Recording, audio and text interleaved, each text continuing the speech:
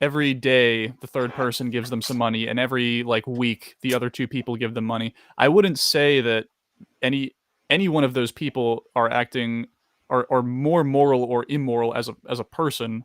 I would say that maybe the person who's giving more is acting or is being more morally virtuous, which is fine. I mean, I think that being striving for moral virtue could be a separate thing, but to introduce an obligation or to make any kind of moral judgment of that person as a whole, or that action as a whole, I would kind of have a problem with. Real fast, the freak popped up. What's up, the freak? Oh, what's up, the freak? It's me. What's going on, man? The Not take too that I have much. on is pretty similar to you, William. I think that obligations are negative, that we're required to not do certain things, but there is no obligation to do anything, if that makes sense. That's kind of how I feel about the moral dilemma of actions, that it is morally virtuous, like you're talking about, to give the money, but it is not morally like negative to not give the money. Okay, hold on. I think kind of. Real fast, Professor Hizzle says moral virtuousness versus moral obligation. Thank you so much Yeah. for the super chat. Let's I guess let's denebulize this real quick, because I think we're if I do it this route, then I think we'll get down to the core disagreement here. So you, Donnie, do you agree that like a moral framework is just basically like talking about things, saying an action is immoral is the same as saying you ought not do that action? I'd say they're similar enough, yeah. Okay. So let's not even talk about morality now. Let's just, like, if we're talking about an ought, like what is an ought? It's like it's loosely defined as just a should, just something that you should do. And a normative framework outside of morality, where it's just a normative statement, like something that you ought do. I always talk about a car tire. I know everybody who knows me now in this are going to be like, oh my God, he's talking about the car again. But it's a really good analogy. So if I have a car tire that is flat and I have the goal of not wanting my car tire to be flat, what ought I do in that scenario? If you don't want it to be flat, Pump up the jam. You ought change the tire. Well, you ought do the things necessary in order for that goal to be met. Right. Okay. Like you ought do, like, if that is my goal of having the car tire changed, well, there are different interpretations of what you think is the best thing for me to do or what would be necessary. There could actually be multiple things that could get me to reach this goal. Like I could wave somebody down and have them change the tire for me. Or if I have the means to do it right now, then I could do it now. Like I could just get down there and change it. So that leads. So why? What it seems like you're saying is that now, whenever morality gets switched, or now when an ought gets switched into with regard to morality, now it's saying something a little bit different. Where you're saying, well, you only, like with a moral context, they're only like an obligation is negative. Like you only ought to do like what to avoid negative things aside from positive things. But like if we take the same context of what I just described, let me clarify what I said. Okay. So in the context of morality, obligations are ought nots, not only like if you want to be virtuous, then you ought do a certain thing, but not doing that thing doesn't mean you're failing obligations. Does that make sense? Okay. So to use your example here of the tire, if I want that tire changed, if I want it to be running again, then yes, I need to take steps to do that. But that implies a want that isn't there in the morality situation. Does that make sense? No, wait, hold on. But so how are you defining morality? Well, morality is just good versus bad. Hey, William, we can hear you typing. When you're typing, can you just mute your mic? That's me, my bad. That's not me, yeah. Gotcha. Never mind. Sorry. Yeah, so if you're trying to say that morality is just good versus bad, what is good? Good is a net positive outcome. Well, hold on. So you said morality is just good versus bad. I'm basically taking down the same route that I did with Ben, because he said the same thing. Is you said good versus bad with regard to what? Your own personal morality. I believe in subjective morality. Right. But what I'm saying, you're saying morality is Mhm. good versus bad. I'm Yeah. saying good versus bad with regard to what? It is all in context. So, like, would you say that if somebody said, I think taking a pencil or I think writing a line on a chalkboard is good and that is moral, would you take issue in that, or would you say someone's using an idiosyncratic version of morality? So actions, like I was talking about earlier with the moral subjectivism, actions themselves are not inherently moral in any way, shape, or form. They are all amoral. Right. And then so it would be predicated on somebody's subjective Observations thereof. right. But I would agree with that, right? I would agree that actions themselves aren't aren't inherently moral or immoral. It's only with regard to somebody else's moral framework. Yes. Right. Okay. So again, you said good versus bad action. So okay, now we are coming to like, is somebody smashing a rock? Is that like, would you say that action is bad? Again, I would need more context than that. Well, let's say that they're on the moon and they smash a rock. Again, I need more context than that. Are they doing it for fun? Inherently just doing it for fun. Amoral. It doesn't. So they would have. So now, let's say instead of smashing a rock, let's say they're smashing someone's brain open for fun. Well, you got to take into account the person whose brain is being smashed in for fun. That they probably child. would not like that. Yeah. Well, let's say it's a child. They probably would not like that. So I'm going to say it's immoral to do that. Okay, so good versus bad action with regard to a being, right? Like, I've made the distinction that, like, if they're on the moon smashing a rock for fun, that's not that you're like, oh, that would be amoral. From the person smashing the rock's perspective, it could be a moral action because they're gaining enjoyment from it. From my perspective, it's an amoral action. Okay, so now we can have morality that is separate from like an action. We each have our own version of morality. Right, but I'm asking of yours. Right. Like, I'm asking what you consider actions to be moral, immoral. You could argue for somebody else's. But... No. To me, that action is amoral. There is no moral relevancy to that action. Why? It doesn't involve another being. Okay, so it has to involve another being. Is that what you mean? I guess if you're going to pin me to a position, yes. Okay, so good or bad action with regard to another person. And is there a thing that an action does to another person that you would regard as bad? Like if what is the badness of me or somebody smashing a child's? I'm not gonna stop saying that. That's weird. But what is a bad action happening? Like what is the thing that's happening whenever a person does something bad to another person? What is the aspect there? Well, since good is like a net positive outcome from my perspective, bad would be the inverse of that. So a net negative outcome for the person. Right. And so, like, the net negative would generally be something like, the suffering that they're feeling. Like, that could be one of them. Yes. Right. Okay. So then now you're basically, you, I and Ben, keep in mind, are all defining morality the same. Like, we all are literally defining morality the same thing. But the moment that I pin Ben down, well, now whenever I start like getting into these measuring why actions are immoral and stuff like that, it gets very nebulous, and I couldn't even me and Ben, my fault. But anyway, so if I'm doing an action like so you're saying a good action would be a moral action, and then you've already recognized that moral is with regard to an ought, like something that you ought do to meet a particular goal. Like this is with the car example. So if I'm saying I want to do a right thing or a good thing with the regard to the well-being of others, well, now I have a goal that I can reference where it's like, I want to increase the overall well-being, the positivity. I want to decrease the overall negativity. Now you can make objective determinations on how to reach that goal. Where just like a game of chess, I know Matt Dillahunty uses that example a lot, where there are rules to chess. You can create a rule set out, and then you can make objective determinations on how to reach that goal.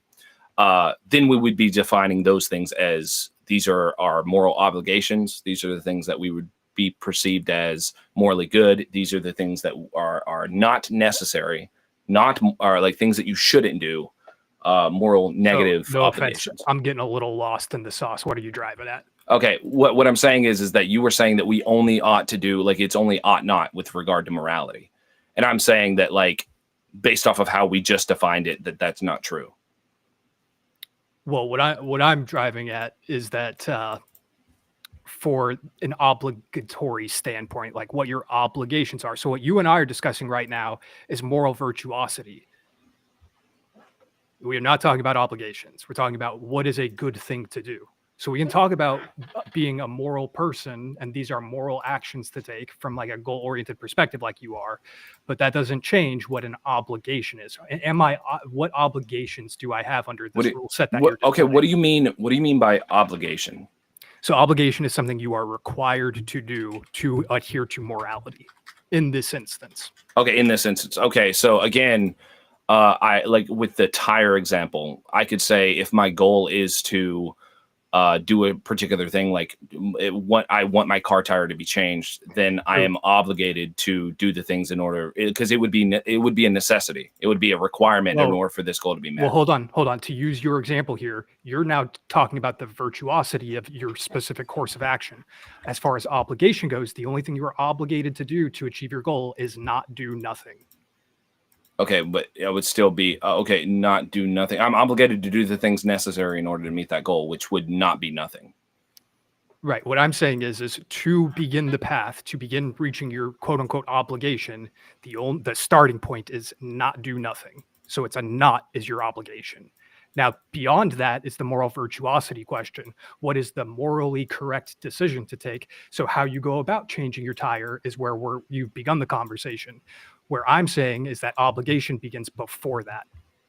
Obligation is you ought do nothing. To use your specific example here, your only obligation to fix your tire is to not do nothing. My only obligation is to not do nothing. I mean, in order to do the thing that I would say that I'm obligated to do is I have to not do nothing. Like, so that's just definitionally true. Because if I'm not doing anything, then I can't reach the thing that I'm desiring to reach. Exactly. So that's your obligation.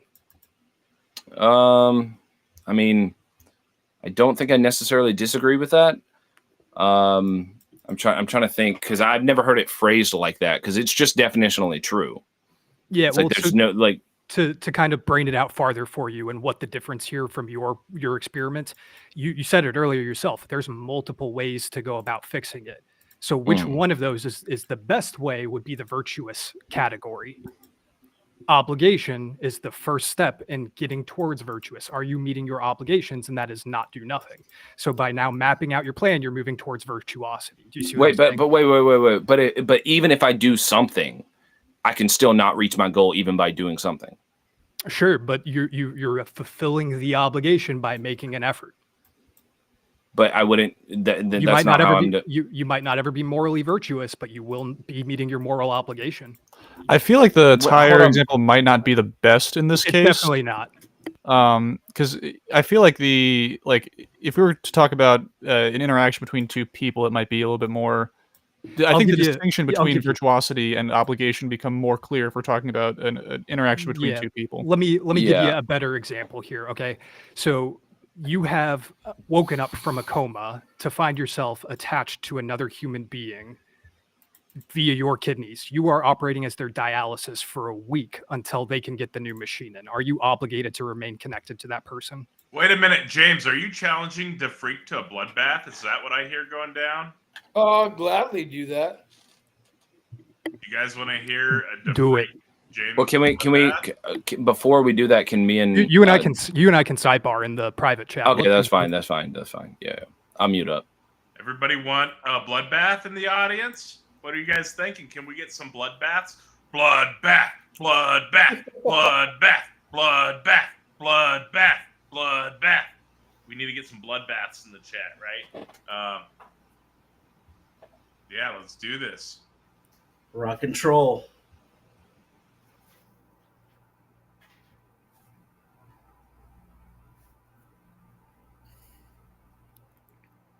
Hello. Hello. Audio is working good today. Yes, it is. All right, so I'm just going to throw this out there, and let's go from there. So, if you own insurance, you are a de facto believer in God because in insurance policy, they have the act of God as a reason to file a claim. And it's also a novel, predictable, um, what is it? What does TGM call it? Novel, predictable, something, whatever that justifies evidence to justify the existence of God, so that when atheists claim that theists are crazy or just make believe or whatever, well, that's out the window now because you literally have bought into the idea of God. Go ahead. Really? You're claiming that the act of nature that destroys your property is an act of God? Is that what you're doing? It's the reality. Okay. When you say reality, what do you mean by that? The reality is that when you make a claim on, say, like the roof of your house or something after a storm, Mm-hmm. act of God is the reason for the claim, and that is the official, written, bona fide reason that they are cutting you a check. So God exists just based on all the lawyers and all the institutions of the insurance industry. So you're agreeing that an act of nature will grant me a check to repair my roof? Is that what they call it? Well, when hail damage causes destruction to my roof, I do get a check to repair my roof. Right. And it's usually Okay. called act of God. Regardless of what they want to label it, it's still an act of nature, right? Hail is a result of natural causes from storms. Do you agree or disagree? Well, you could say that, but you could also say God I created asked you, nature. I asked you a very direct question. Do you agree or disagree? What was the question? Hail is a result of natural results from storms forming. Do you agree or disagree? I would disagree because in scripture, the Quran, it says that he is the one who forms the rain. Wait. Hail is in scripture? Well, yeah, but not that particular verse. But Okay, yeah, well, I asked you a very specific question. Hail, and we all know what hail is, right? Frozen rain, yes? okay, So is hail mentioned in scripture? yes. Where? Um, Probably in the Bible and Well, no in joke. Revelation. Scripture is part of the Bible, yes? Yeah, So where, please quote me something that will indicate hail specifically. it's actually quite common. Revelation 11:19, and the temple of God was open in heaven, and there was seen in his temple a ark of the testament, and there were lightnings and voices and thunderings and earthquake and great hail. Ooh, cool. Okay. So I stand corrected. It's in scripture. Cool. Yeah, That does not mean it's actually something coming from this deity that you believe exists, right? it very well could be, No, according to no. Uh, scripture. Is it objectively true? Well, it's in scripture, so I could say that it comes from there. But if we want to Well, talk, hail exists objectively. Do you agree or disagree? I would say it's a natural phenomenon. If we're excluding Well, scripture, hail does exist objectively, yes or no? right? Great. So your claim that it's a result of this deity that you believe is the cause of it, is that objectively demonstrated to be true? Well, it's in scripture. I don't know if you can objectively prove that it's true, other Well, than so what can the you word answer my says. question? Can you answer my Yeah. question? Because it's in scripture, Does that make it objectively true that this deity you believe as the cause of this hail is objectively true? If you're including scripture, yes, then he's the cause of nature. What makes scripture objectively true? That's a good question. I guess you would have to believe in God in order for it to perceive it that way. Sure. And what entails belief?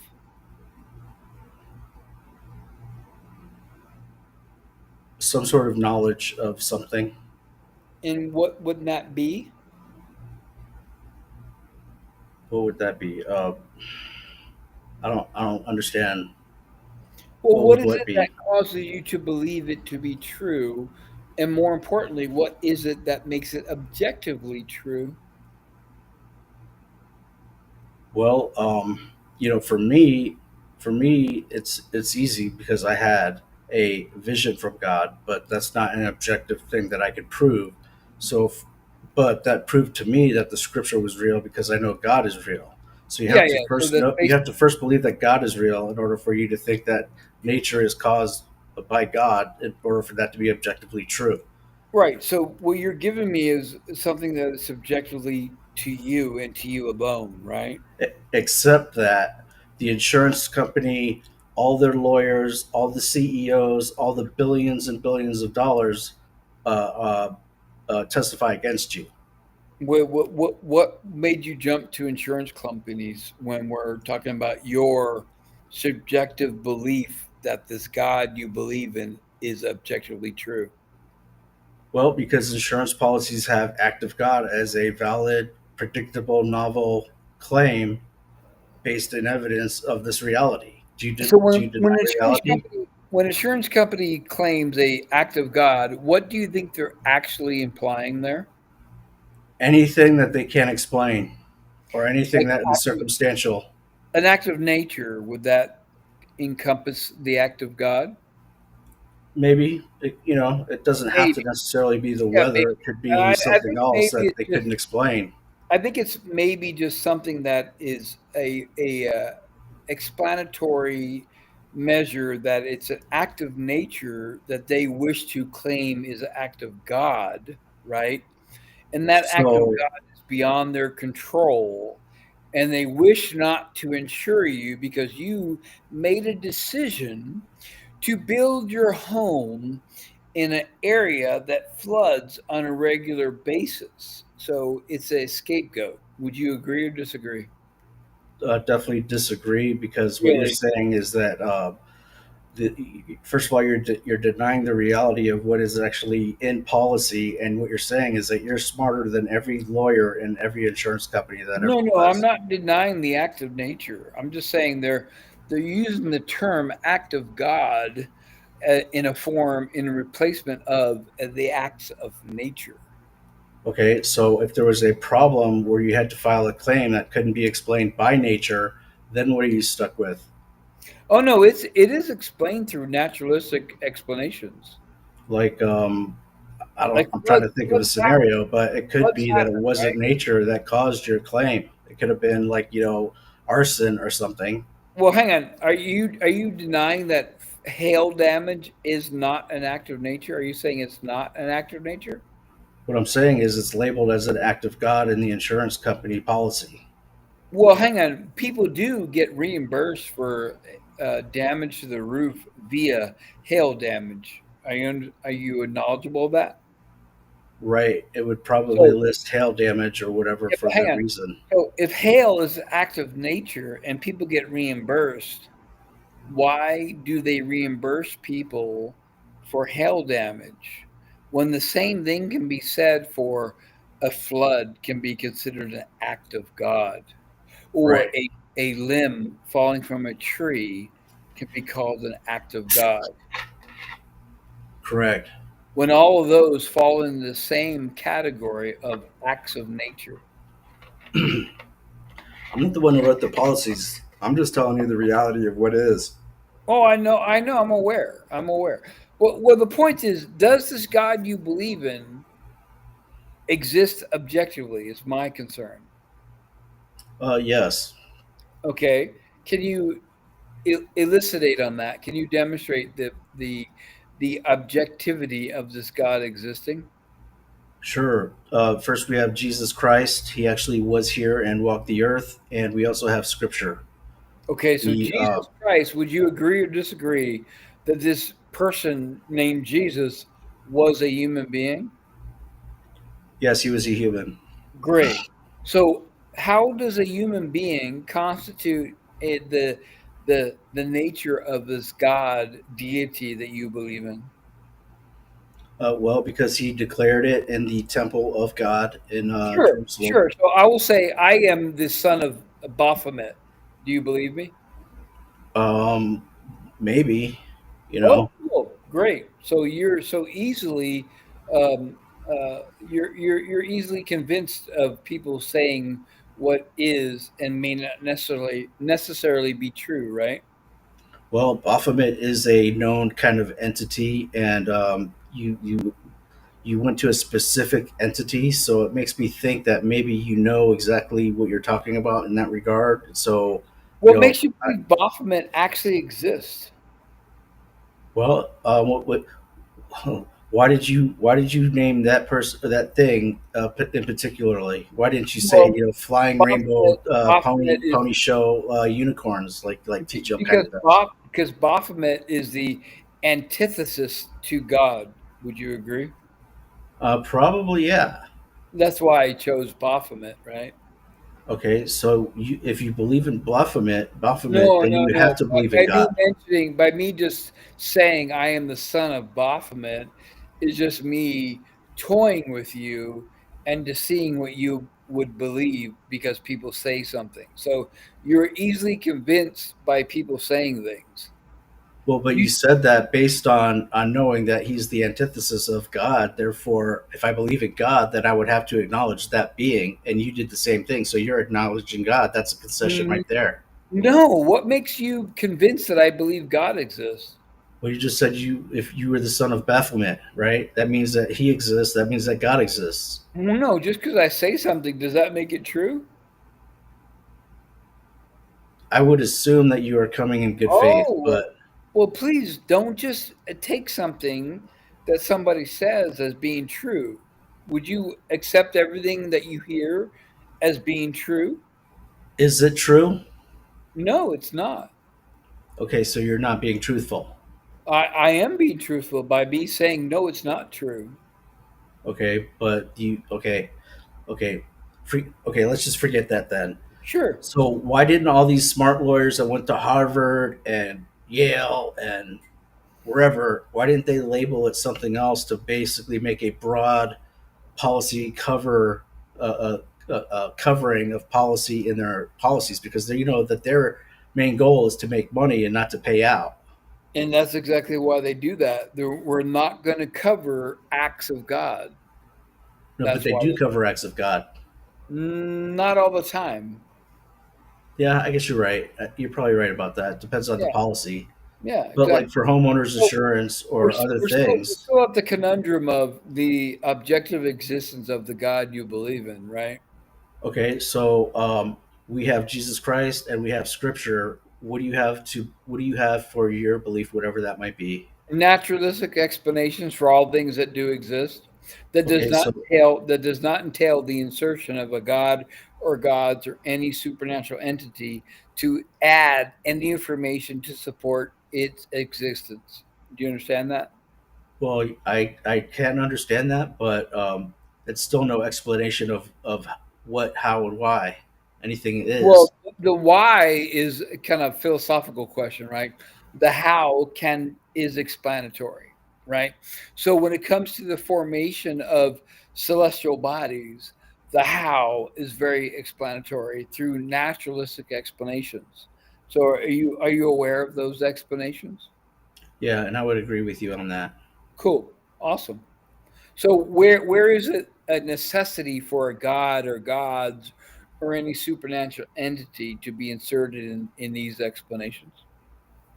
Well, I mean, I guess he's not necessary if you don't Cool. want to know. Thank you If for you don't, admitting that God is not well, wait a necessary. second. I didn't finish. If it's not necessary, if you don't want to know the point of your life or your purpose or the meaning of life, sure, you could be ignorant. Put your head in the sand, Oh, kind of an so ostrich wait. NPC. Where does meaning of life come from? I don't know. It's probably a philosophy premise or something. Well, actually, meaning of life is applied by the thinking agent who is that life entity, right? So, like, the meaning of life to me is going to be subjective to me because I am the arbiter of the life in which I have. Would you agree or disagree? If you're excluding scripture, yes, I would Yes. agree. What? You agree or disagree? If you're excluding scripture, I would yes agree. Great, thank you. So the meaning of life is subjective to those who have that life to apply meaning to it. Thank you. Okay, so what do you think is the meaning of life? The meaning of life is definitely subjective. So the meaning of life to me has varied through the times in which I have lived, right? So when I was young and single, the meaning of life at that time in my life was to be the best athlete I could be. Now I am a proud father of a teenage daughter that I'm very proud of.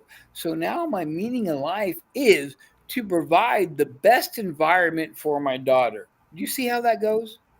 Real Yeah. fast, there is a comment from Aged Pasta. Thank you so much for the super chat. He says Jesus came back as Jake from State Farm. Astute observation, Aged Pasta. Thank you. I love it. That's awesome. Nice. Who are you talking to? It's Jake from State Farm. Equals God, therefore God. Yeah, so basically, as long as you own auto insurance or homeowners insurance, and act of God is written in your policy, then you are denying the reality, and you cannot sit there and call atheists. I'm sorry, theists, imaginary believers and make believe, because actually, in reality, it's a thing, and the insurance companies know it, and you're just denying it. Well, you do realize it's colloquial speak, right? Act of the God just means the act of nature. Are you agreeing or disagreeing? I would disagree, because we know that God created nature. So, how is it that you know God created nature? By scripture and by what Jesus Christ said. Okay, those are all just subjective beliefs. Would you agree? I mean, it's the evidence for God. What are you saying? Look at the trees, they're for God? Sure, God made that claim Really, 1,500 really, years ago. really. So there is alternative explanations on how trees develop. Are you aware of that? Um, I don't know if I follow the question. Are you aware there is alternative explanations to how trees develop on this planet that we call Earth, which is our home, other than you saying trees exist, therefore God exists? Are you aware of that? What would those be? Those are naturalistic explanations. And you are denying your naturalistic, atheistic uh, revelation of the atheistic naturalistic explanation of the world in which you live in. No, actually, what's happening is God is inclusive of everything, including nature and therefore trees. But what you're doing is saying that trees are part of nature, which your nature excludes God. So who has the greater worldview? I think the naturalistic does have the greater worldview. Where is it that What you book? What book necessity? has nature produced? Where is it that you require the necessity for God to exist? Are you saying Where is God is there? necessary for all things to exist? Um, I mean, from the flesh point of view, no. Oh, thank you. It could justify itself without God. Great. I Welcome to understand that. atheism. but I'm not an Now, atheist. I'm just telling you, welcome to atheism. It's just like if you know, okay, if you know, like, wait a second, if you go to Walmart and you buy a toy truck or whatever, and you say that, okay, I have this toy truck, it's from Walmart, but other people realize that it was made in China, even though you bought it at Walmart. It's like some people care about that knowledge that it was made in China, not just that they could walk into Walmart and buy the truck. And what's your point? The point is, some people actually care about the origin and what the real meaning of life is, and some people don't. So when it comes to the meaning of life, we agree that that meaning of life is coming from that arbiter of the life in which is hold, right? So like when it comes to Sure, myself, but when you say subjective, when it comes to myself, it is my life that I'm applying meaning to. Are you disagreeing with me or are you agreeing with me?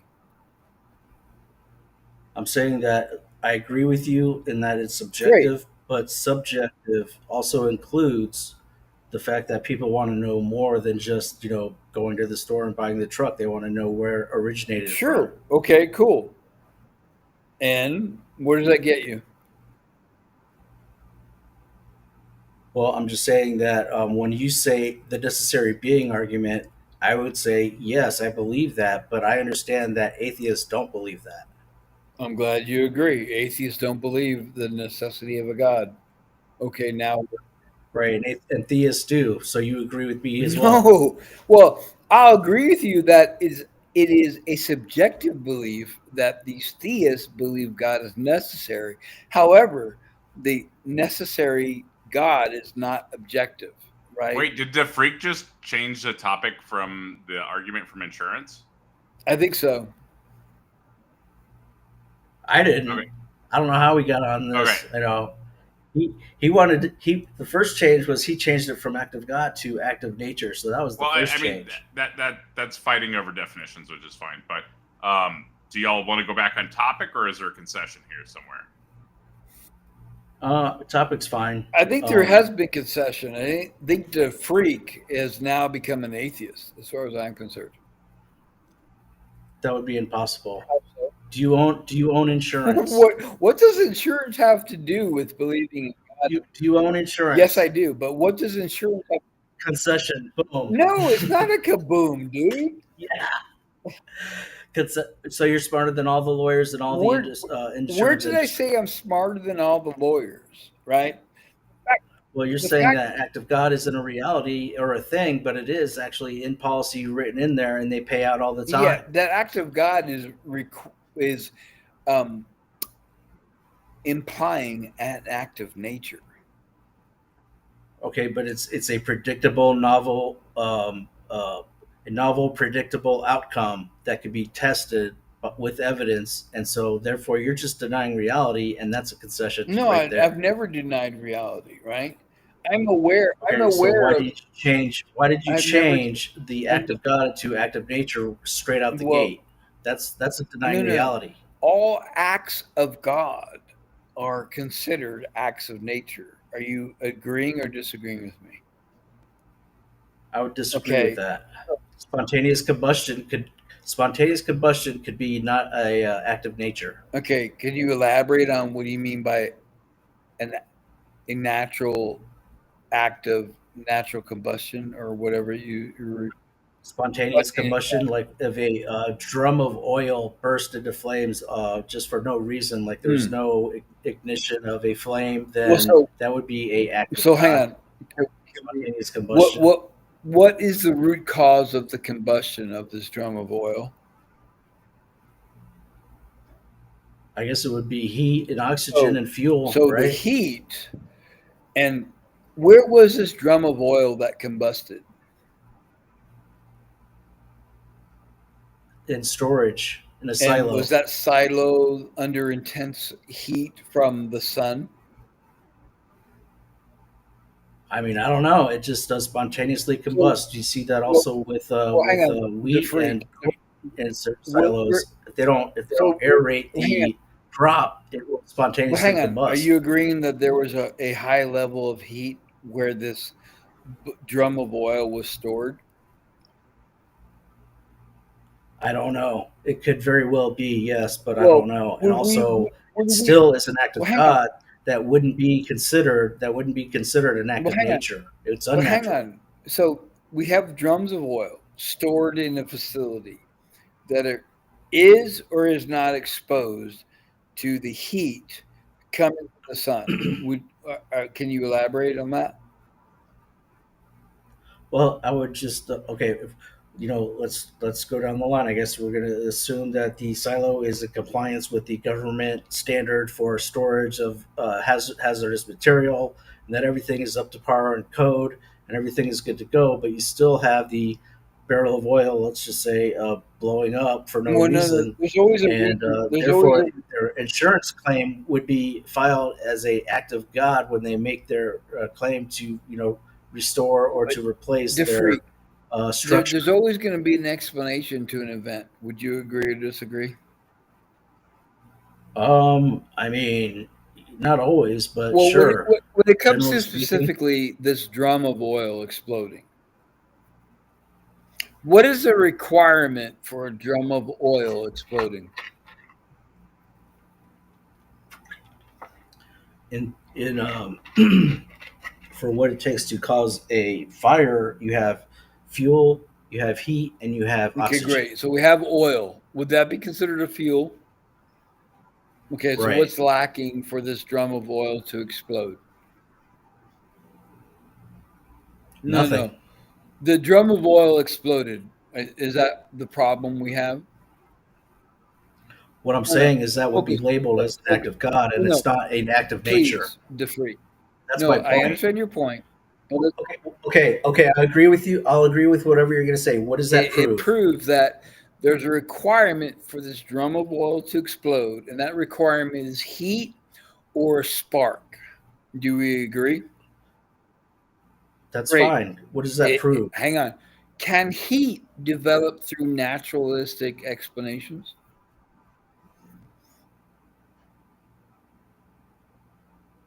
Hello?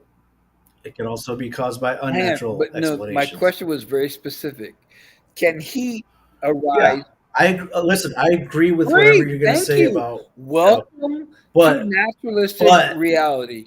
Welcome to atheism. but that's not how the insurance claim is going to be filed and processed is and not paid out. necessary for natural events to occur. And I'm happy So you think So now you on my think that side. a spontaneous combustion barrel of oil is going to be a act of nature and not an act of God? It can either be an act of nature or an act caused by a thinking agent. It's quite simple for a thinking agent to apply a heat source for this drum of oil to explode. Would you agree? Well, it was just spontaneously combusted. That's the claim, right? So we can either have it be caused by lack of insulation in the storage facility, causing to the temperature to rise in where this drum of oil was stored to where it reached a level of heat to where it caused it to explode. Would you agree? But I just went all through that they were up to compliance and code and everything was on the up and up. That's your claim.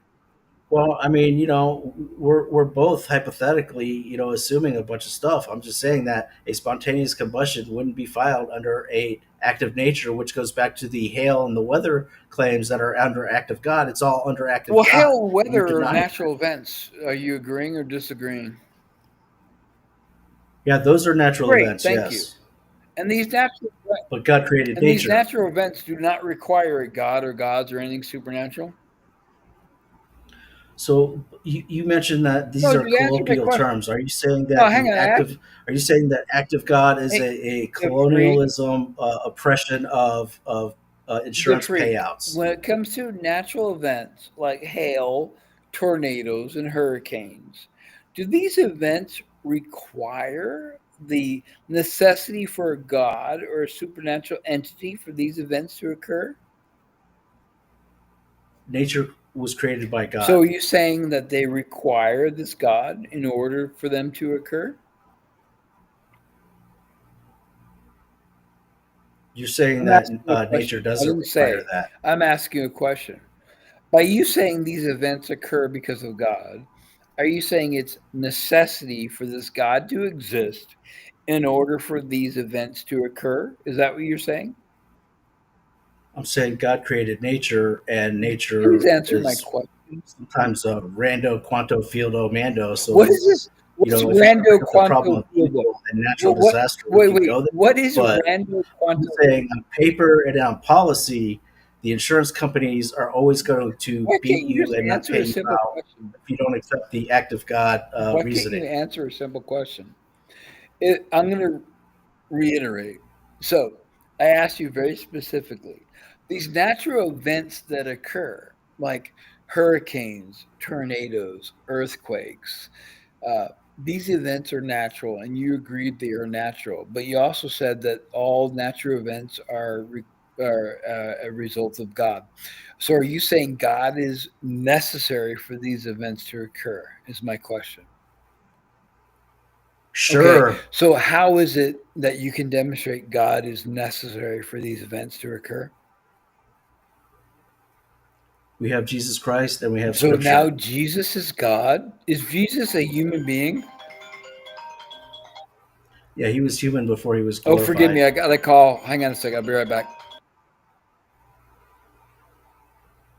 What an interesting turn of events. So the freak's argument from insurance seems to have backfired, although JCC has a phone call, so we don't know where this is going to go. But we have an interesting vote happening in the side chat. So if you haven't voted yet, make sure to include yourself in that vote. Also, if you're enjoying the debate so far, make sure to hit that like button. If you want to support the channel, please. Oh, we have a concession! We have a concession. The Freak is the winner of the bloodbath debate. We have a concession. The Freak. Wow, my first registered win. Can you give the audience a victory speech? Sure. My first win, I didn't expect it, but I just like, bringing up things that make atheists think. Formidable opponent. I don't know how that would have turned out if he would have remained. Probably would still lose, as I expect to actually lose in the voting, but, TKO is a TKO. What can I say? Shout out to chat. Yep, you definitely got a TKO there. Let me pull everybody back up real fast. Normally we vote for these, but that seemed like that was a legit concession, right? And then in the side chat, we did a vote to get the audience winner. And the audience winner seems to be State Farm with 39. Oh, somebody's mic is going crazy. Dazgil, that's you. I just muted you. So State Farm won the vote with 39%. James ended up in second place with 30%.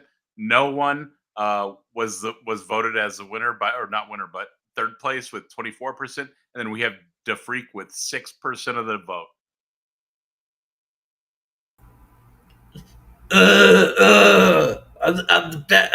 What does Mr. what does Mr. T do when he wins against Rocky the first time? I'm a bad man. Congratulations on your win, DeFreak. And Manny, we got Manny Thank in the you. back. What's going on, Manny? Hello, can you hear me? Yeah, what's going on? Oh, nothing much, just chilling. Actually, this is one of my first lives I ever joined, so it's interesting. You sound like you're talking through, like, it sounds like you got like a layer of water in between you and us and your mic. Okay, Thank you. hang on. Can you hear me better? Yeah, we can hear you. Awesome. Okay. How Yeah, old are you, I by was the just way? saying that. I was just saying that this is first, my first live I ever joined, so that's That's fine. What is interesting. your age? 25. Okay, cool. Just wanted to make sure you were over 18 there. Oh And yeah, BS of course. Lewis, I got BS Lewis in the back. What's going on, BS? Sup? How you doing, buddy? Good. All right. Makes little sweet love to theist mothers. That's funny. So Manny, are you a Hindu, or are you like a Zoroastrianist, or what theistic position do you hold? Oh, well, I'm a Christian. Oh, gotcha. Yeah. So why are you a Christian? Well, I guess because I when I think about how I guess how um the universe began. I mean, I I looked into how the Big Bang Theory and all the the all the sciences. Well, at least I try to look into it, and um, it all points to like it has a beginning. You know what I mean? And so I guess my Christian background What kind of what do you think the Big Bang says about prior to the Big Bang? prior to the Big Bang. Yeah. Well, that's where scientists and physicists kind of um, speculate about what happened before that. So does the Big Bang suggest that the stuff arose from pre-existing stuff or from nothing?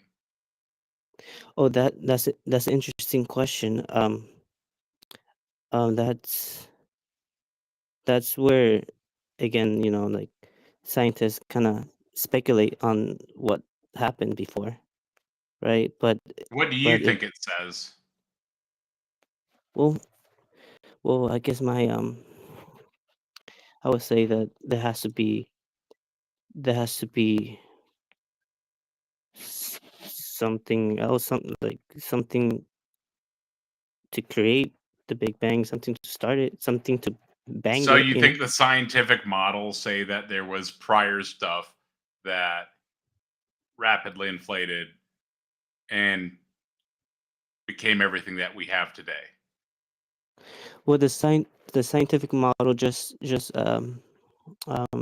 that it there was a beginning, you know, but it But doesn't do you really. think that's prior stuff inflating, or do you think that is nothing prior?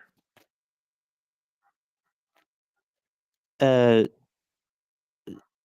can you repeat the question again, please? Do you think that's stuff prior or nothing prior Well, based off of the models? if we're talking about just based off of the strictly of you know the scientific models, that's where I sit. That's where things speculate, right? Do you But think that obviously, atheists hold that there was nothing before the Big Bang, like absolute philosophical nothing, or do you think the atheists hold that there was stuff prior? that I actually don't know what atheists think about that, but they I don't I think some will say nothing. Some will say they don't know. I don't really know what most atheists think about that. Gotcha.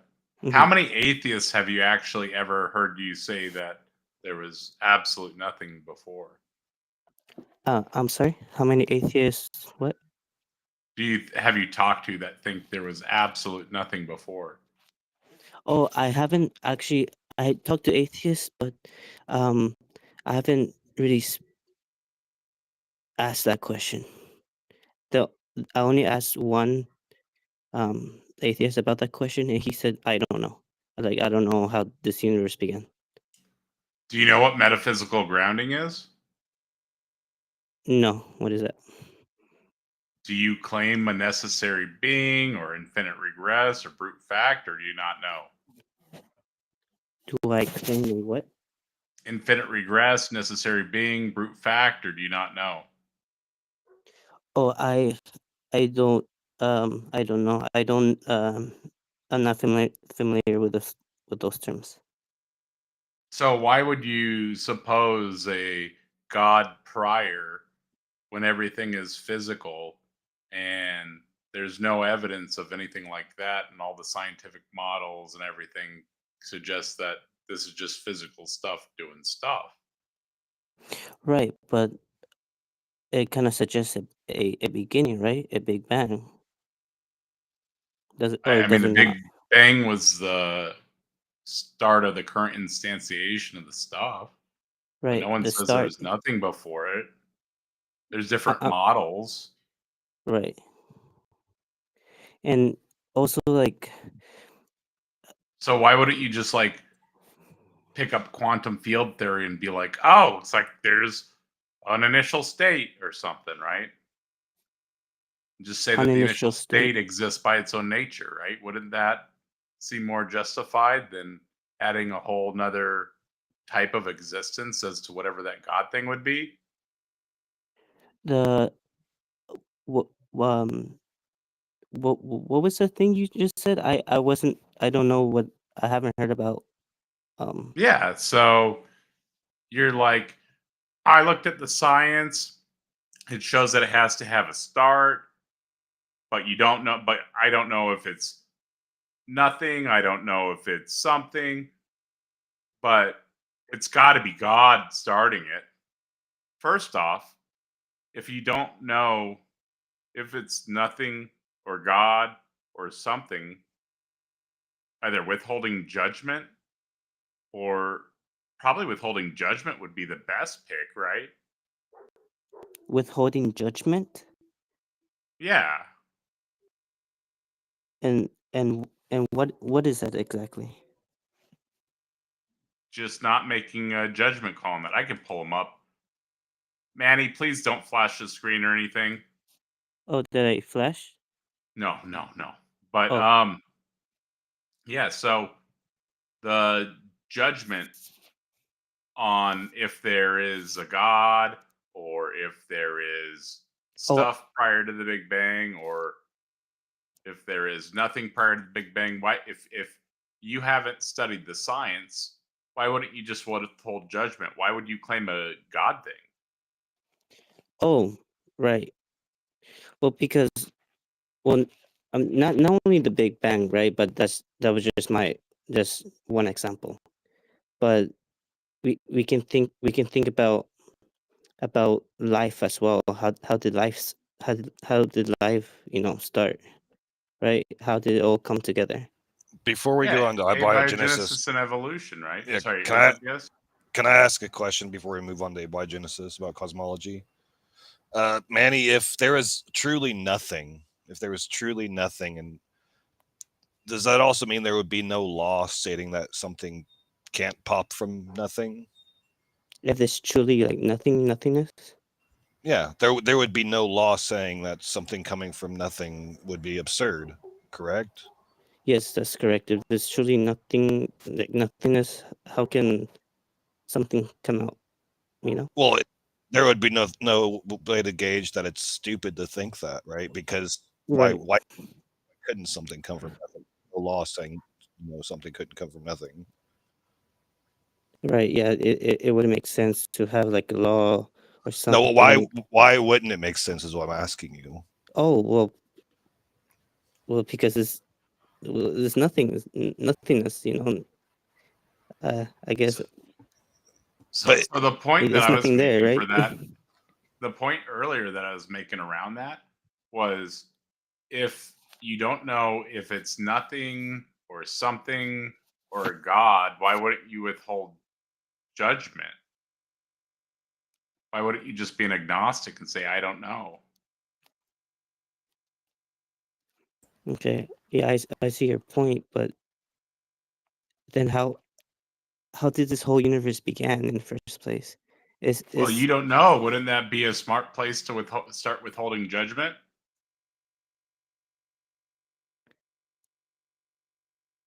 okay. That's that seems that's pretty fair, pretty intellectually honest to say I don't know, right? sure. But Yeah, then we're we the ones have. claiming we don't know. You're the one that's claiming you have the knowledge there. I see. Okay. I see now. I see. Okay. Also, absolute nothing. Like, what? I wasn't paying attention. What was absolute nothing brought into the equation? Like, why was it? Because he said he didn't know if it was nothing or something or God prior. So but he's claiming God. So I don't know why he wouldn't just say I don't know. And so I'm Well, asking hey, him because I'd like so to know why he wouldn't just say I don't know. this is a funny thing to think about. If there was absolute nothing, like let's say hypothetically there was absolute nothing prior to the universe existing. However, that doesn't make sense, but I'm just saying, let's say it was. If you're saying that there's a law or a rule of this universe that says something can't come from nothing, that law would not exist. That's what I'm saying. Yeah, there's nothing keeping nothing or something from happening. Yeah. Sorry, I wasn't paying attention. I don't know if you brought that up, my bad, but yeah.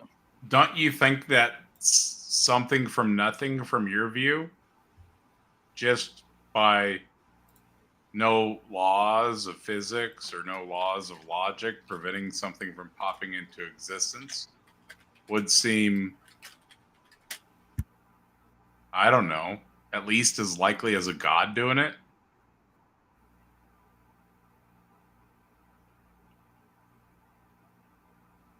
Let there be light is the something from something, and it proves God whenever you guys say there is nothing couldn't create something. Oh, did he leave? Looks like he left. Manny, don't leave. Annie, where'd you go? Oh, Let there be light is not something from something because you're saying it came from like a material thing. Hello, sorry. It was like I got disconnected. It was bad connection. I don't know no if you can hear worries. me.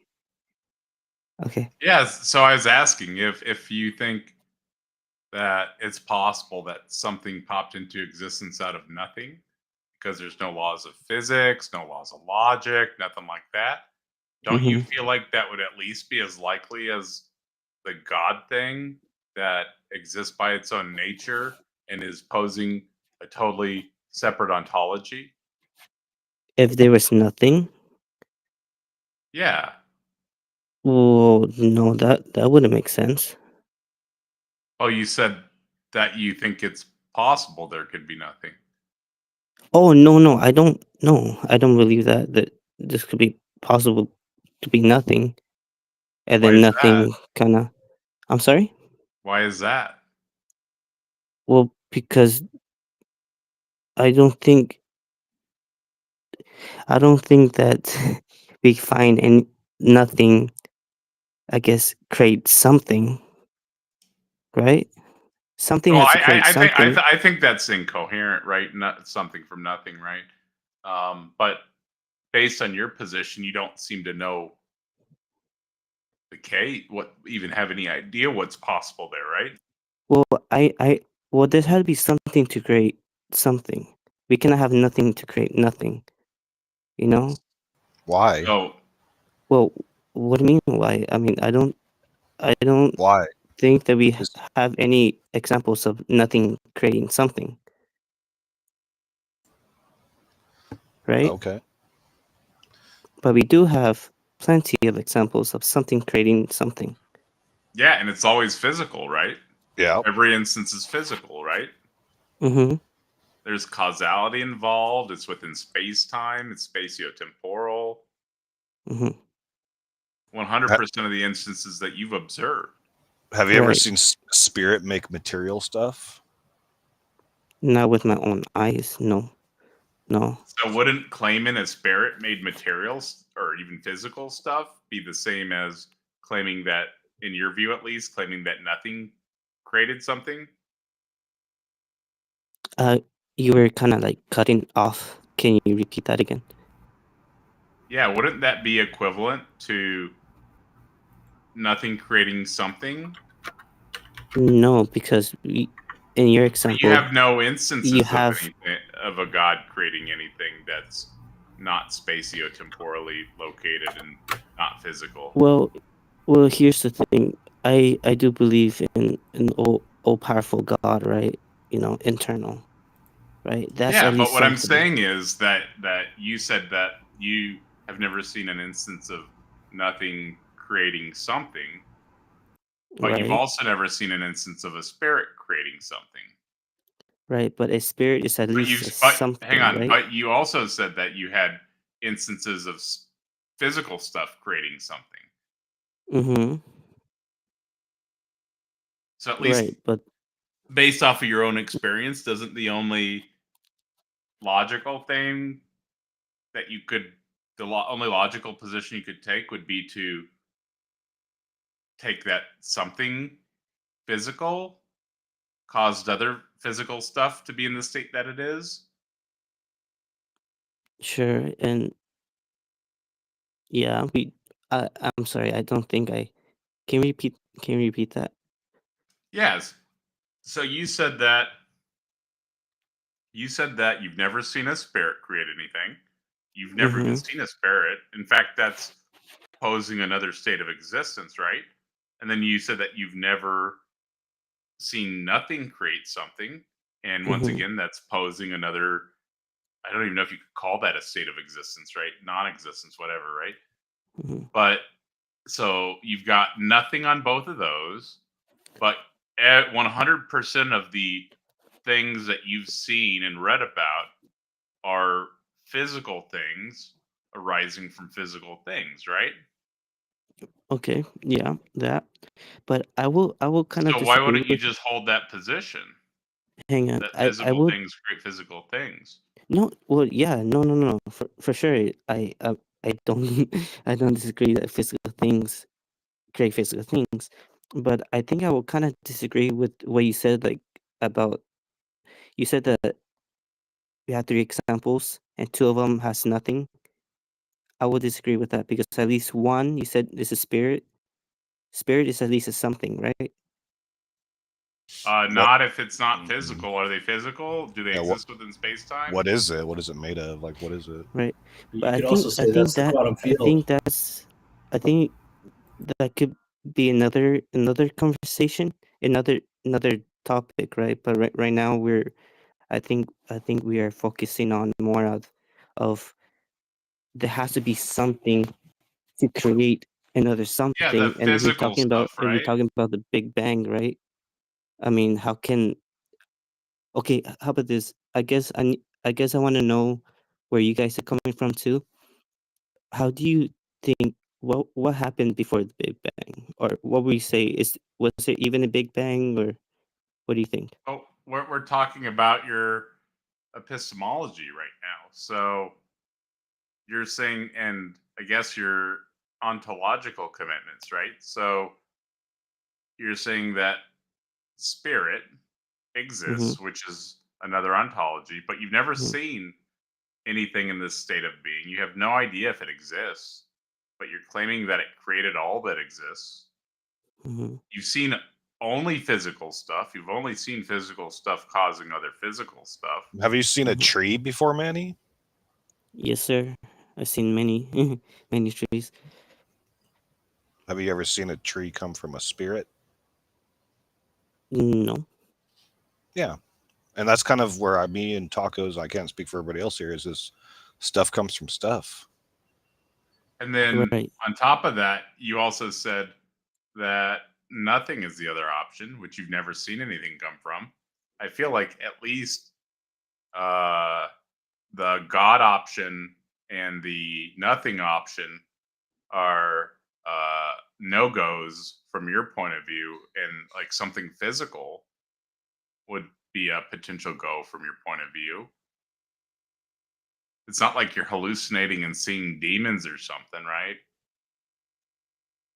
I haven't seen luckily no, I haven't seen any Yeah, demons. so you don't even have an example of that stuff. You can't even go to the Catholic Church or any institution and get examples of any of that stuff like you can physical stuff, right?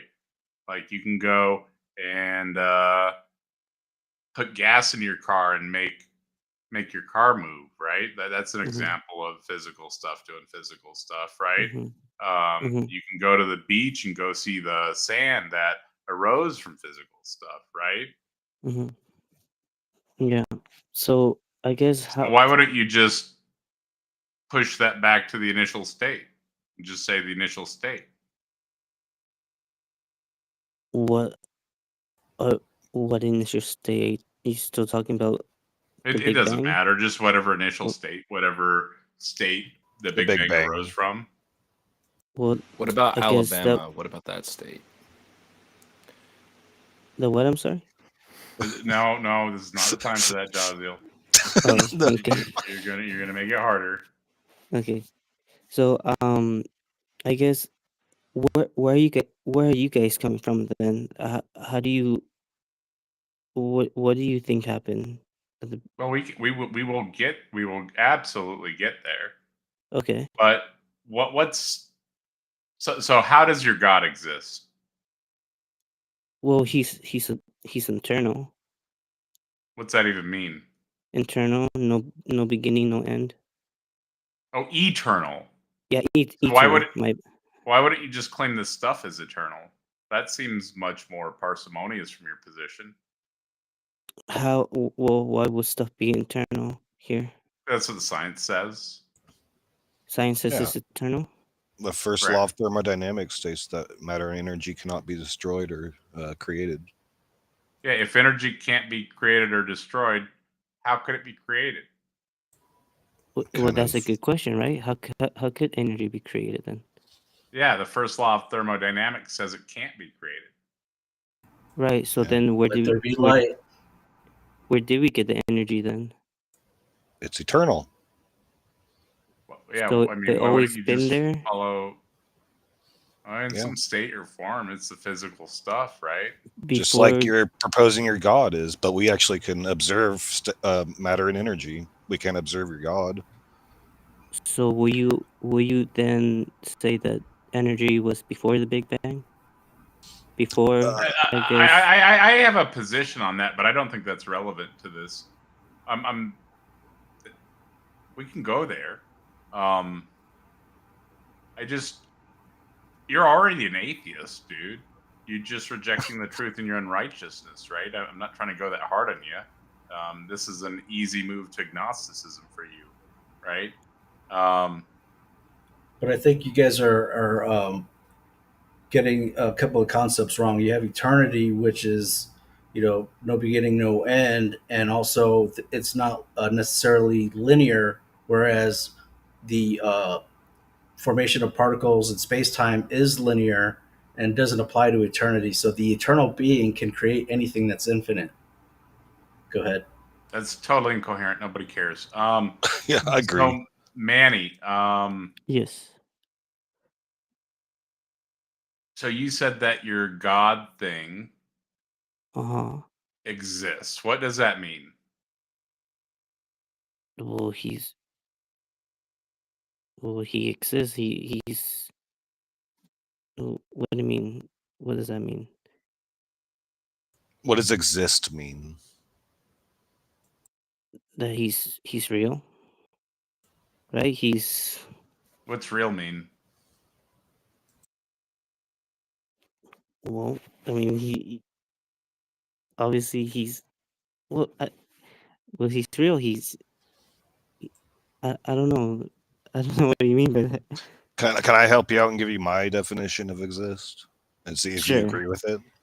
When Okay. I say something exists, I say that it occupies both space and time. Okay. Does your God occupy space and time? I believe he's, out. He's not bound by space and time, if that's what I mean. So He's he above. doesn't. He's above space and time. It doesn't affect What does that him. mean? I don't know what It- that means. Well, again, like I guess it goes back to he's internal. He has no beginning or no end. No, So the time occupies doesn't affect space him. thing. Because when I say something occupies space, that's how we give it form, so we can identify it. Right? It has to have Okay. form of some sort, or we can't even identify it as God. But if Mhm. it has no form, it has nothing for us to identify it by. Occupying space would be giving it form. Mm-hmm. Is it physical? Does it consist of stuff? Is it the substrate that all the stuff arises from, or like what does this God thing consist of? If you're talking about like I guess matter, if you're talking about the matter, like what does he consist of? Yeah, what's it consist of?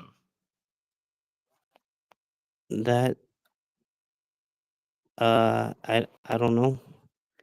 I don't know what he's consists of. He's So how can spirit. you even know if it exists?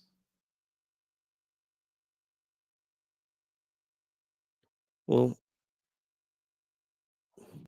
I don't know what he is consist of, but there's So how can you even know it exists if you don't even know what it consists of? Can you test it or examine it? well, not like with uh with man-made instruments, not with the scientific instruments. So it makes you think it's real. You don't even know what it consists of. Well, I believe that God is spirit, but I don't know what What spirit does that even mean? is. What's a spirit? I don't know what they consist of. I don't even know what a spirit is. It's totally incoherent to me. Okay. Tacos. What's up? Jim Bob is saying, like you don't observe. We don't actually observe energy, and if you define energy just as the strength and I don't vitality, think energy exists in the way that you guys think it exists. well, if it's My just the understanding. strength, it would just be the measurement. It's It's the like, ability to do work in the system. well, right, but it's like if I see somebody, it's just like, oh, we don't actually observe the strength of a bodybuilder whenever he like we only observe it with insofar as it has some sort of interaction with reality. That's the only thing we can observe. We're not observing the strength as an or like the energy as an ontology. It's just its interaction with So the stuff is yeah. excitations of the field, right? But the energy is a measurement of the system's ability to do work. Yeah. And so that energy of that system levels out over time, and because of entropy, and it gets less ability to do work, right? And so that's like the bonds and shit forming, locking up the ability to do work, right? But I don't think it exists in the same sense that you two think it might exist in. Yeah, well, he says, can you measure love? I mean, you can only love. I would just describe as an intense affection for another person. I would say that Jim Bob's not on the panel right now, and if we want to Yeah, that's address fine. him, he can jump on here. But we got Manny that we're deal with. I don't think it matters, right? Because it's like a measurement of the physical system's ability to do work, which is excitations of the field, right? But So you don't know what spirit is. You don't know what God is made of. mhm. Can you like how do you know this God exists, or do you not know this God exists? I do believe that God exists. So I do you believe don't that. you hold the belief, but you don't have the knowledge. Is that correct? The knowledge of what is he made of? No, you hold the belief that this God exists, but you don't have the knowledge that it exists. Is that correct? Well, what do you mean by I don't know the knowledge that he exists? So knowledge is a justified true belief in that so the belief is like a state that you're holding up towards a position, right? So you're saying that you believe a God exists, Mm-hmm. and then if it was justified, there's various methods to justify, right? And then which is just do you hold that belief for a good reason? And then is it true? Does it cohere with reality or within the system, depending on what you're, in this case, it would probably be, does it cohere with reality, right? So what you're saying is you have an unjustified belief right now. Is that correct? If you mean justify or the knowledge, if you mean if to say that wait, I don't understand that's in reality, you said? That coincides with reality? I That have is no idea what you're knowledge? asking me right now. I'm trying to Somebody's got some background noise. can you repeat what you mean by Yeah, I have justify? no idea what. Yeah, I was I asking you if your belief was knowledge. okay.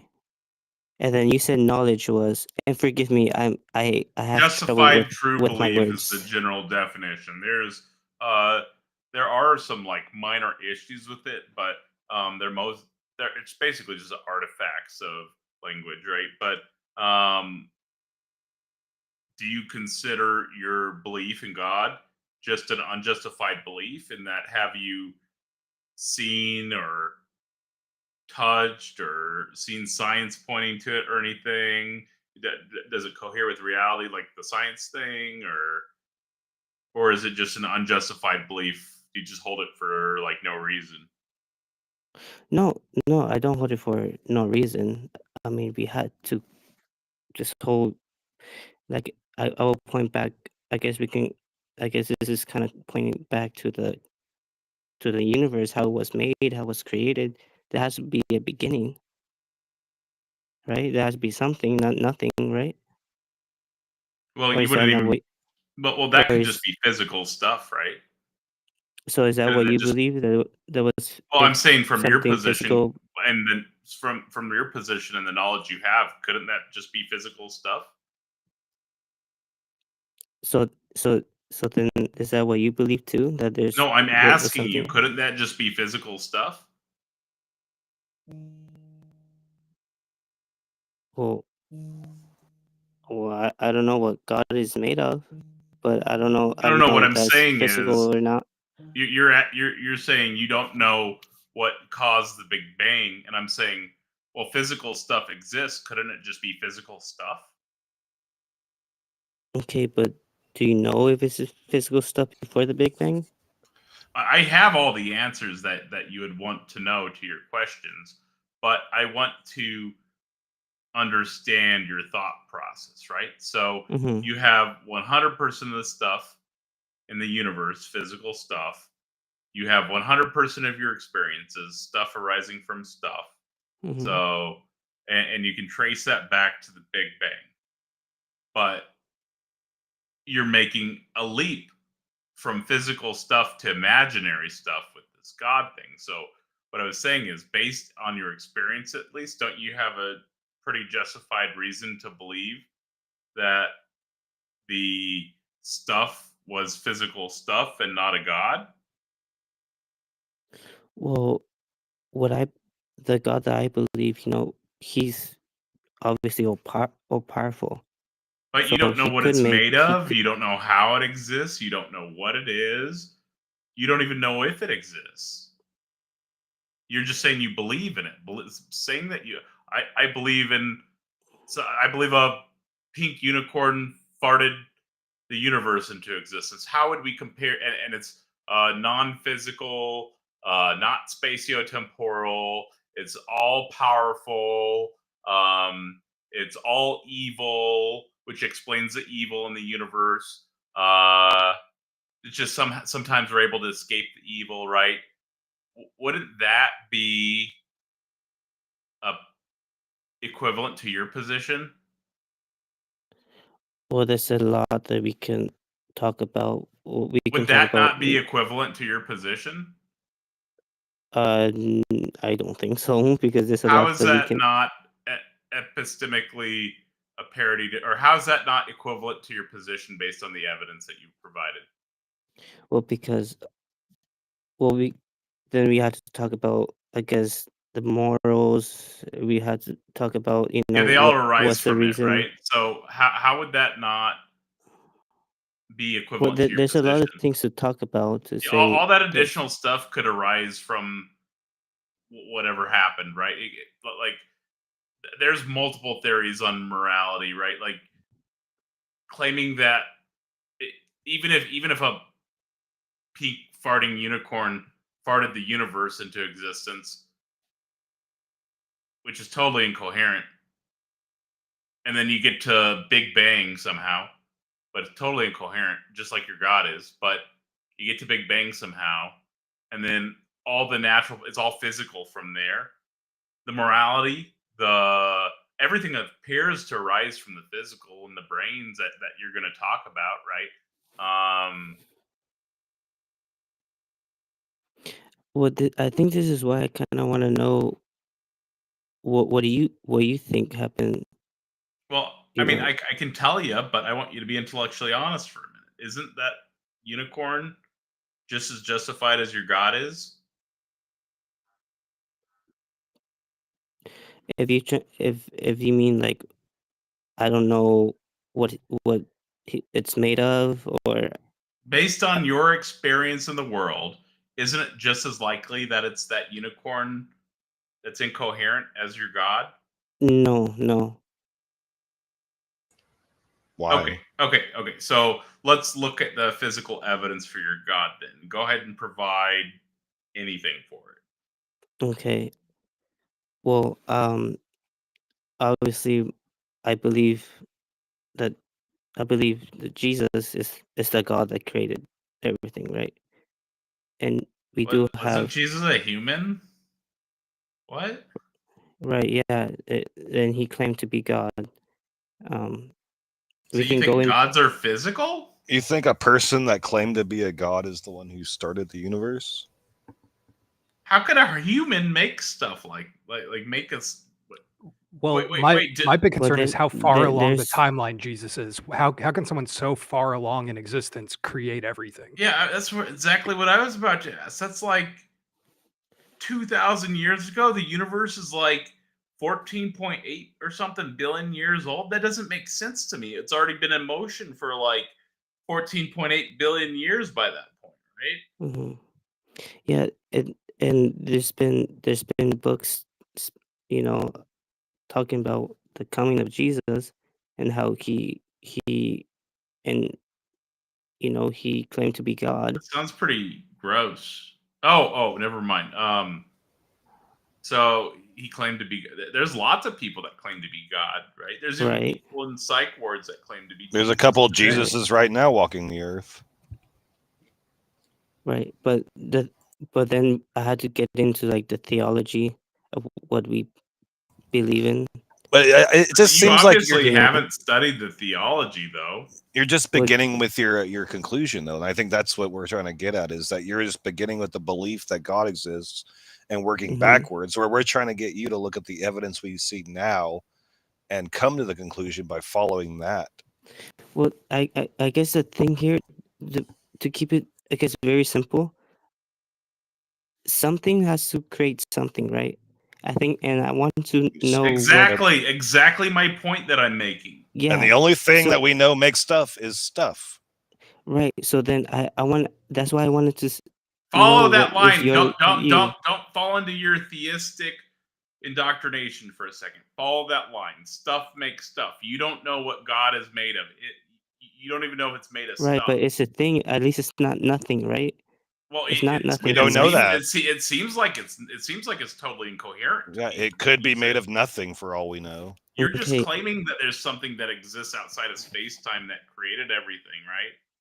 Hang on. And I assume it has a mind, and you're saying it also exists. Wait a minute. You just said it was on Earth like 2,000 years ago. That doesn't make sense. Yeah, to me. but then before you said he's outside space and time.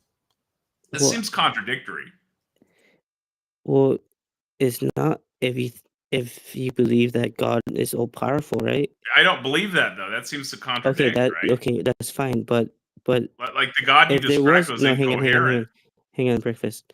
If there was a God, he should be all powerful, and he will have no problem in doing those Oh, things. I think gods are impossible though, so I don't know why. Okay, I would grant that's an if. fine.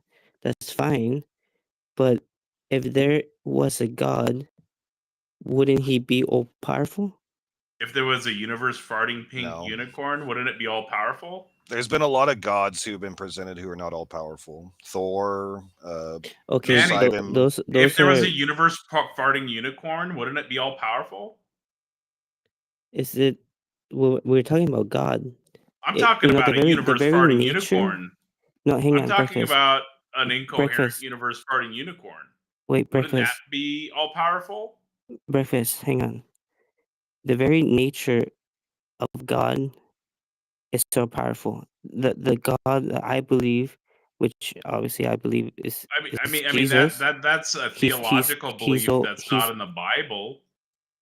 It's not in the Bible that God is all powerful. I mean, it says it The not. very I mean, the very dude's nature. physical in the Old Testament, right? I'm sorry. the dude's physical in the Old Testament, right? It's obviously constrained in the Old Testament to the physical laws for the most part. I mean, it pretends to do some miracles and shit, but like the Old Testament God wrestles a dude and loses. It drinks wine. It like shapeshifts into an animal, stuff like that, right? I don't know I don't know what you're talking about. I know he did wrestle with Jacob, Yeah, Jacob, right? So wouldn't that right? imply that it's a human? That came from where? You said you didn't know what it was made of. It came from Earth, from mom and dad. You do know when you read that story about Jacob wrestling God, he just appears, right? The God, So it says the angel of he's a God human that appears. does magic. Well, not, I wouldn't say magic. We don't call it magic, That sounds like magic to me. I've seen people disappear. That's definitely magic. right? But we're talking about the belief of Christianity. In Okay, I don't Christianity, okay. they care don't about the say belief. they don't One call it second. magic. If But I could get Tacos to read you one verse from the Bible saying that God is not all powerful, will you change your mind? I would love to hear that verse. Yeah, Tacos, can you read us Judges 1:19? Absolutely, I got you covered. What book is Judges in the Hawaiian Pigeon Bible? Let's see. Yep. Chapter 1, verse The 19. Localitas is what it's called. Okay.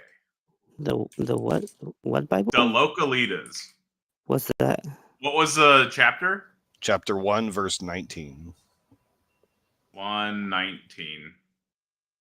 The one in charge stay with the Judah guys. They take over the hill country, but they no can push out the people that live inside the valleys, because them guys get iron war wagons. So what that verse is saying, it looks like, is that the God monster couldn't beat people with iron war wagons. So I think the entailment of that would be that the God isn't powerful enough to defeat iron, right? Yep. Couldn't beat them Oh, because that they had iron chariots. Yeah. yeah, that's definitely not an all-powerful thing. Can you put it up on the screen or on your screen so I can read it? Do you not have a copy of the Bible you could go grab? I do, but I don't have it with me. It's in my backpack, which I left in my car. Basically, You see the side chat? I put it in the side chat. It says Okay. it says the private chat right there. It says the one in charge stay with the Judah guys. They take over the hill country, but they no can push out the people that live inside the valleys, because them guys get iron war wagons. basically the story is that Why is it like that? the Lord is with the people of Judah. They're supposed to go fight another group, and they can't beat the group even though the Lord is with them because they have iron chariots. Okay, but it's the Keep Judah. reading. Right?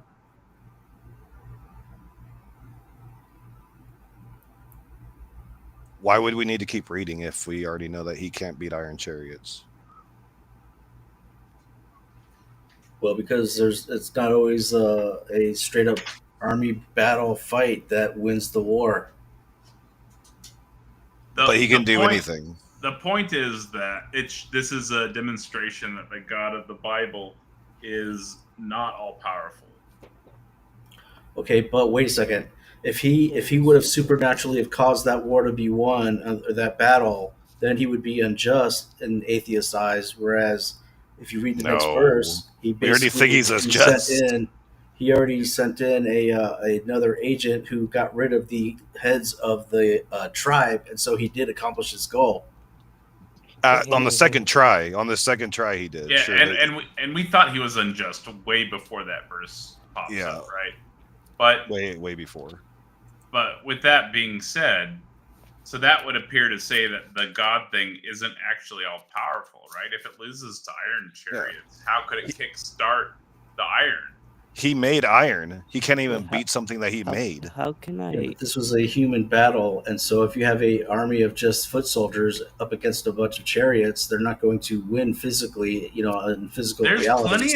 plenty It of says the situations. Lord How is can I- with them how in can that I- fight.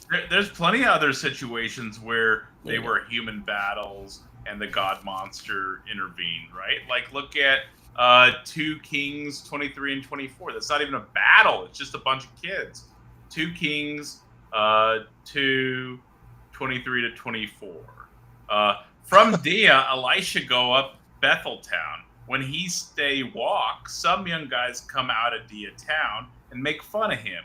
They tell, "No, come over here, you bolo head."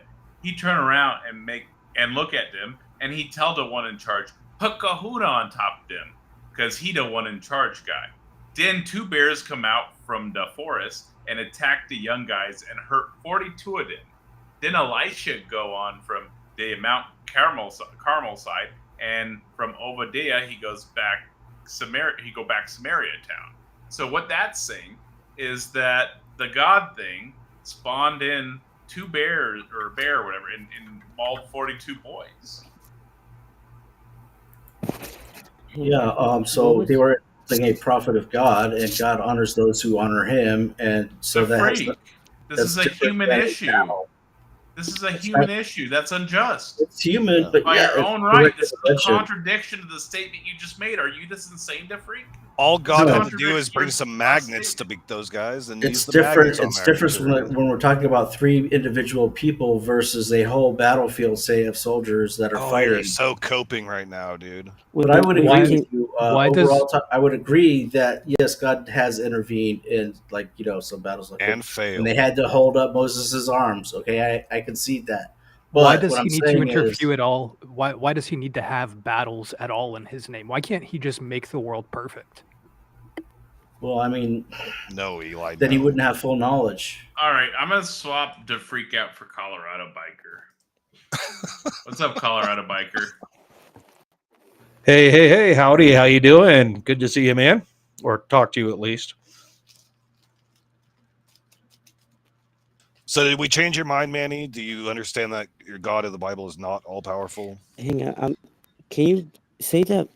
Verse Judges again, the 119. chapter Judges 119. 1 Okay. 119. Okay, I got. Okay, your guys.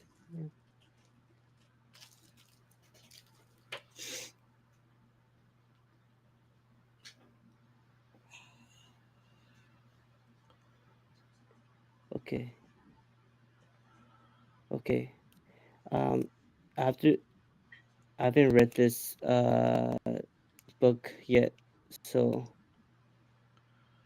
I haven't read the book yet, so I'm gonna read it when I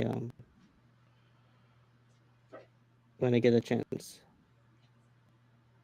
Because obviously, if you just take one verse out of context, The one right? verse is all you need. It says that he couldn't do it. And an all powerful God couldn't doing anything is impossible. That Well, was bad grammar. but- you can take one verse and just if it obviously you can make it look bad, but yeah, I'm a I feel like we just provided you like slam dunk evidence, and you're no really worries, having a and hard time. I will look into that too. No worries. So if we have established that stuff comes from stuff, and the one thing that was making you hold on to a God belief is that you think he's all powerful and he can make a universe, but we've just demonstrated that he can't even defeat iron, which he supposedly made himself, then I think the best bet is to go with the stuff versus stuff argument, or the stuff comes from stuff. Here's the thing, though. And there's an I interesting comment from Nathan Dunlap. He says, "I love how they're misinterpreting the Bible. That battle was during the Bronze Age, not Iron Age, and so they're still bringing up iron that did not exist yet." But here's the thing, though. I do want to know where you guys are coming from. How do you think the universe began? What was, or if there was even a before the Big We don't Bang? know if there was a before. You don't know. No. Okay. We're honest enough to admit that. That's the difference between a naturalistic view and a theological view. We don't Okay. know. But we're working on it. But we don't Okay. know. And all of you guys agree with that too, right? Yeah, I think that's a pretty fair stance. Yeah, we don't know anything before what's called the Planck time, which is The smallest unit of negative 10 to the measurement, yes. 44th. I mean, yeah, you put 44 zeros in front, 0.44 zeros, and then I think it's like 5.43 or Well, Yeah. the different Anyway, models. it's minuscule amount it's of very time. small. So the Yes, different it's very models, small. though, suggest. Yeah, different there are things. several different models, and there's several different theories, Mhm. but we haven't been able to prove any of them yet. But they So all suggest something prior to the Big Bang. Some stuff. there is some, yeah, there's the cyclic universe theory, to where there's an expansion and then a contraction and an expansion and a contraction. None of There's- that's relevant. They all reference Yeah. some initial state. Okay. Yeah. So we have Some all stuff that theories. exists prior. Hey, I'm Yeah. gonna go tacos. I might be back. I don't know, but yeah, All right. I'm gonna dip out. Take it easy, Jazil. All right, see you guys. Okay, so you guys have all those theories, but God is not one of your theories? No, Well, all it's incoherent. We just None of the physical disproved them. theories- Okay. Yeah, I mean the iron chair is a pretty good point. Yeah, but we just disproved them. none of the models point to a God thing or anything. They're all suggesting physical stuff. So I just want to clarify real quick. You believe in Jesus Christ as an omnipotent being, that he is omnipotent, omniscient, and omnipresent, correct? Yes. So they've already proved he's not omnipotent. If we could prove he's one of the other one, he's not one of the other ones, would you be willing to relent? Okay. Has God has so God is all knowing? Would Mhm. something that's all knowing change its mind? No. So God wouldn't change his mind then, right? No. So then why did he drown everybody on Earth? Because he was Well, unhappy with this hold on. creation. Let me Okay, let go me ahead, walk. sorry. Yeah, let me walk him down this Yeah, road. we real need quick. Takas to read the verse for us. You Yeah, know, so there- tangential point, but wouldn't that suggest that if the Bible God existed, that it didn't have the ability to think prior to creation, because it would have to wait to change its mind later? yeah, because I can show you pretty explicitly that God changed his mind in the Bible in Exodus 32:14. Yeah, there's been several times in the Bible. So what that means, Genesis 6:6 and wouldn't 1 that Samuel mean 15. that Sorry. the God thing prior wouldn't have had the ability to think?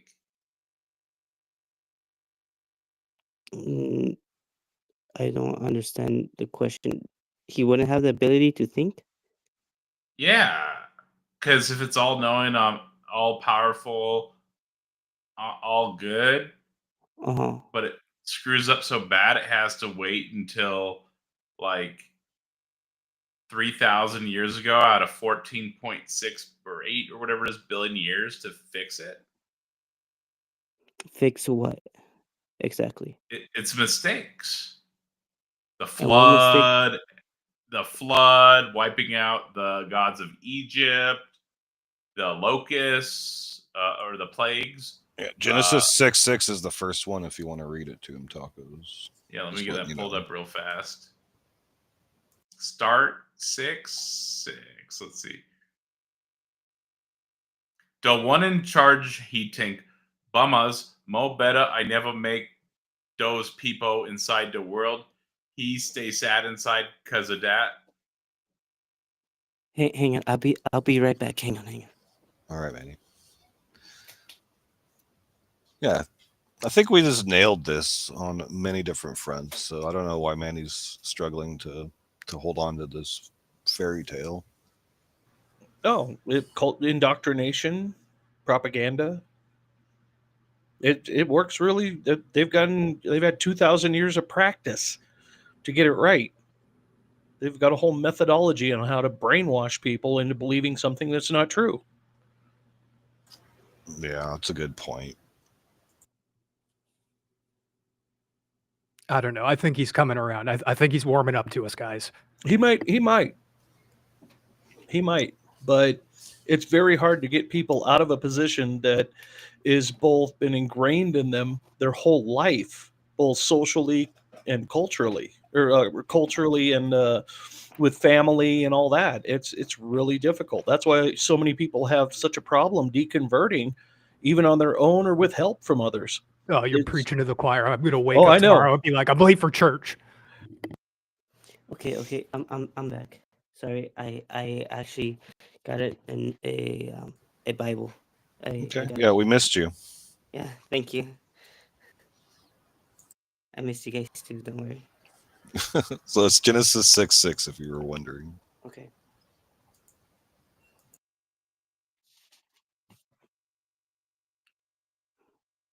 Okay, go ahead. How about you read it to us? Okay. And it repented the Lord that he had made man on the earth, and he grieved him at his heart. Sounds like he was regretting his decision of making men, right? Right. But you do But if know it was that. truly all powerful, all good, and all knowing, wouldn't that not wouldn't it not have had to wait until its plan was already initiated and there was that doesn't seem to make sense to me. It must not be able to think. I guess the Bible God can't be a conscious thing before time. Okay, well, okay, Taco, but let's say maybe God can change his mind, but no human could convince God to change his mind, though, right, Manny? But if it's spatiotemporal, how would it have? Or if it's not spatiotemporal, how could it even have thoughts? Does it only have thoughts? Hang on. In May Hold on. I? Let me walk him down it because you're talking like brown belt arguments right now. He's not there yet. Hang on. So May I just try to answer the first question? yeah, can I repeat it just to make sure we're on the same point here that maybe God will change his mind, but a human surely would not convince him to change his mind, right? No, that wasn't the first question. The first question is, you know, is this verse means that he changed his mind? That's what you guys are going for, right? Yes. Well, Okay, not okay. just to change his mind, because it says he regrets. So it's like he almost never saw it coming in the first place. Okay. So may I just at least try to answer? I tried. Let me just try my best Sure. to, I guess, respond to that. So right in the Christian faith, right? The Bible, right, is written by many different authors, right, and human authors with our limited understanding.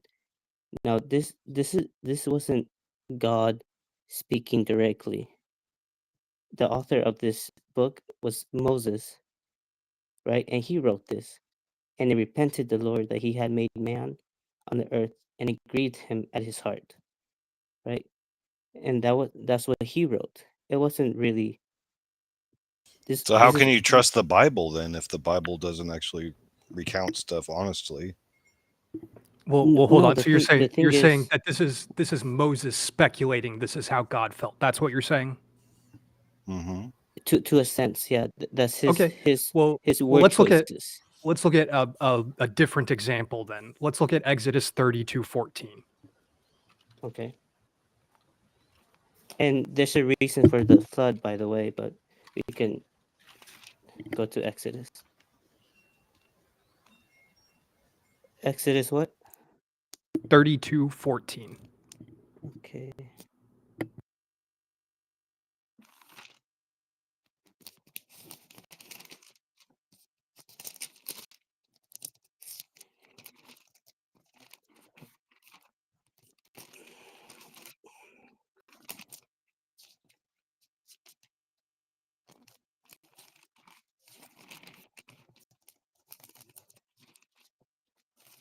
Okay, 32. Okay, 14. Yeah, I got you. Yeah, I'll let you read it. Okay. And the Lord repented of the evil which he thought to do unto his people.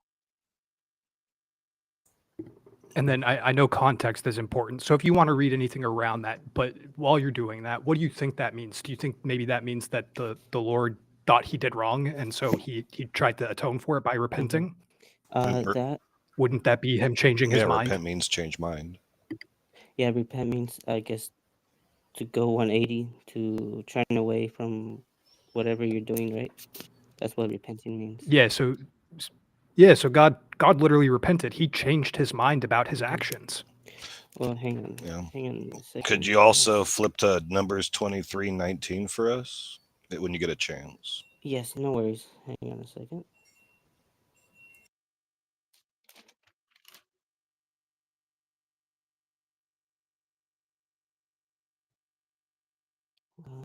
Wherefore should the Egyptian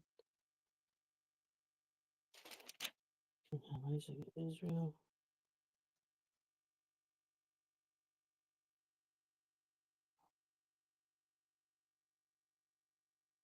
Right. Obviously, this is also Moses's writing, right?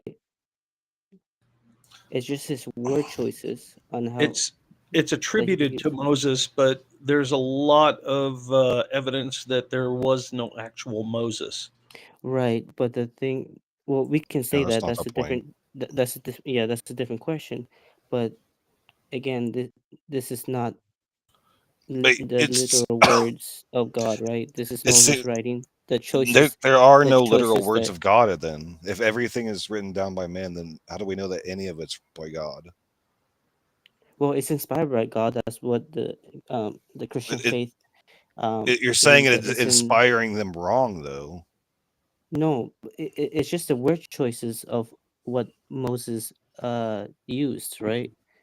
And also Okay. So here's a it's to thought. Well, here's a thought experiment okay. for you. Why are you, me, and BS all coming up with different interpretations of these verses then? Why would God not just beam the knowledge into our head if he's an all-powerful Yeah, being? wouldn't it be unambiguous and just completely clear to everybody? Yes, and it was you have to understand one thing though about the Bible and the history of the Bible. The Bible is like it's an ancient text, right? It's old, and obviously we're only reading a translation of it. We really truly have to study the Bible to know what So, eh, well, real quick, I'm sorry, I don't mean to go interrupt ahead. you again, but would it interest you to know that I have actually read some of the original manuscripts that make up the Bible Well, in the language they were written in? that's really cool. I'm sorry. So we do have people and scholars that have access to the originals, and they make these translations we look at. Yes. Yeah, mostly in Koine Greek and some in Latin. I know. There's a translation in Latin, and then the Syriac manuscripts, and then the Septuagint, right, which is the copy of the old Hebrew into Greek. Yes, I know that too. So, is this enough information about the Bible so that you now know that the God's not all powerful and probably not a good Yeah. God? Or that you can't trust really what the Bible says because it gets That's a stuff good wrong. point too. No, the thing about the Bible really is it just focuses on well, this is going to get a little bit into the theological thing, but we believe in the Bible just guides us to Jesus Christ for the remission of our sins, for forgiveness of our sins through Him. But none of that has The, to do with the creation questions you were asking us about. And it doesn't have okay, anything to yeah, that's do why with that's why I existence said of any of this stuff either, right? It doesn't matter what you believe. That doesn't make it true. right, but that's why I said that this is going to be a little bit more of a theological road Yeah, that we're but it's going not. down in. Theology is nonsense. You have to presuppose a God exists to do theology, so no one cares about theology, right? Plus, you don't even have the philosophical acumen to properly represent your theological position, right? Why would anybody care? Well, would anybody care if what? You Say should what? not even say the I'll word theology or reference any theology ever if you don't know philosophy. I'll put it a little more gently. We think that you may not know enough about this to be representing the beliefs. Okay. So what I would recommend is that you do a real deep dive on that Bible and really, really read it front to back, whichever version you are, and do like an internal critique of it. Where does it contradict itself? Where does it say things that don't line up with what you've been taught? And really question that, because I promise, like it doesn't make sense when you look at it in itself. Right. Well, okay. That's a good exercise. What he's saying here, what Donnie's saying is, a lot of Christians start out and they read the Bible devotionally, as if to get inspiration and love and affirmation of their beliefs with it. But I challenge you, if you're going to read the Bible next time you go through it, read it critically. Read it and then examine it and compare it to what we observe and know about life today, and see if it holds up to the scrutiny. Okay. Is it Isaiah that makes a prophecy of a new prophet that doesn't get fulfilled? Is that Isaiah?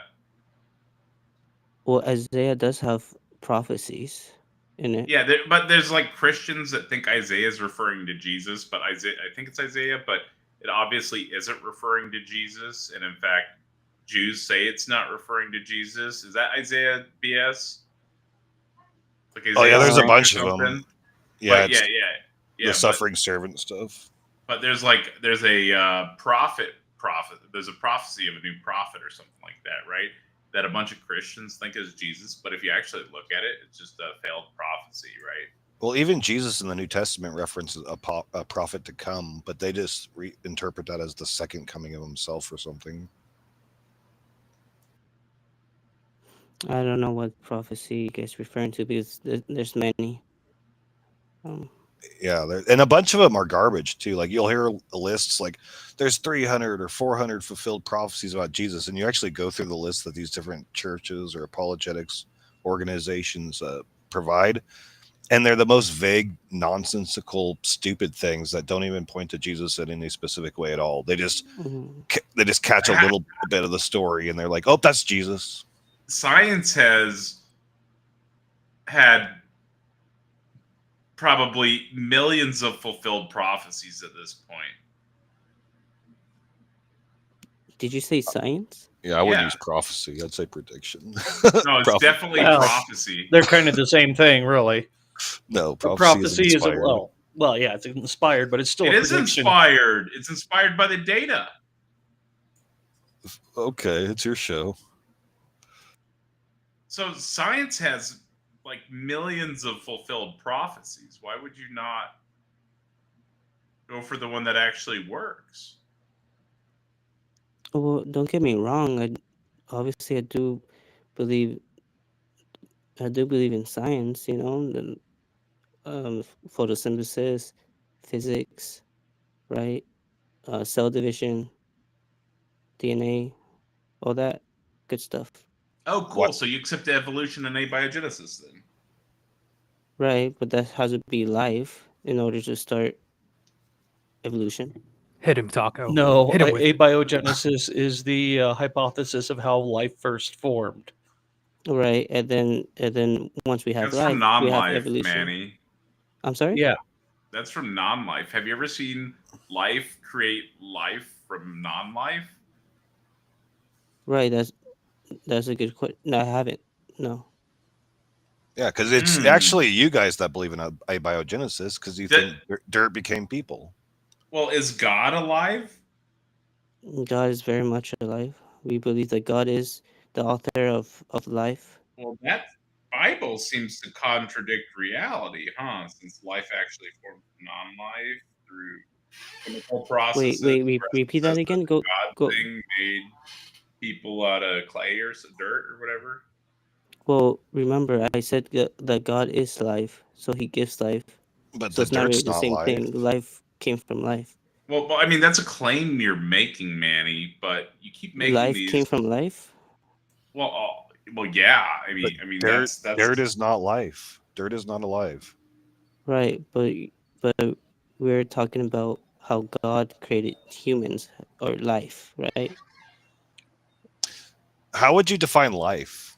Because I would say like it has to be breathing and be able to reproduce, and there's a lot of scientific stuff that goes into like how they define what life is, and I don't think your God actually qualifies for any of it.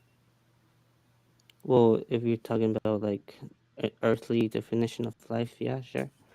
That's the mean, only definitions we have is earthly ones. right.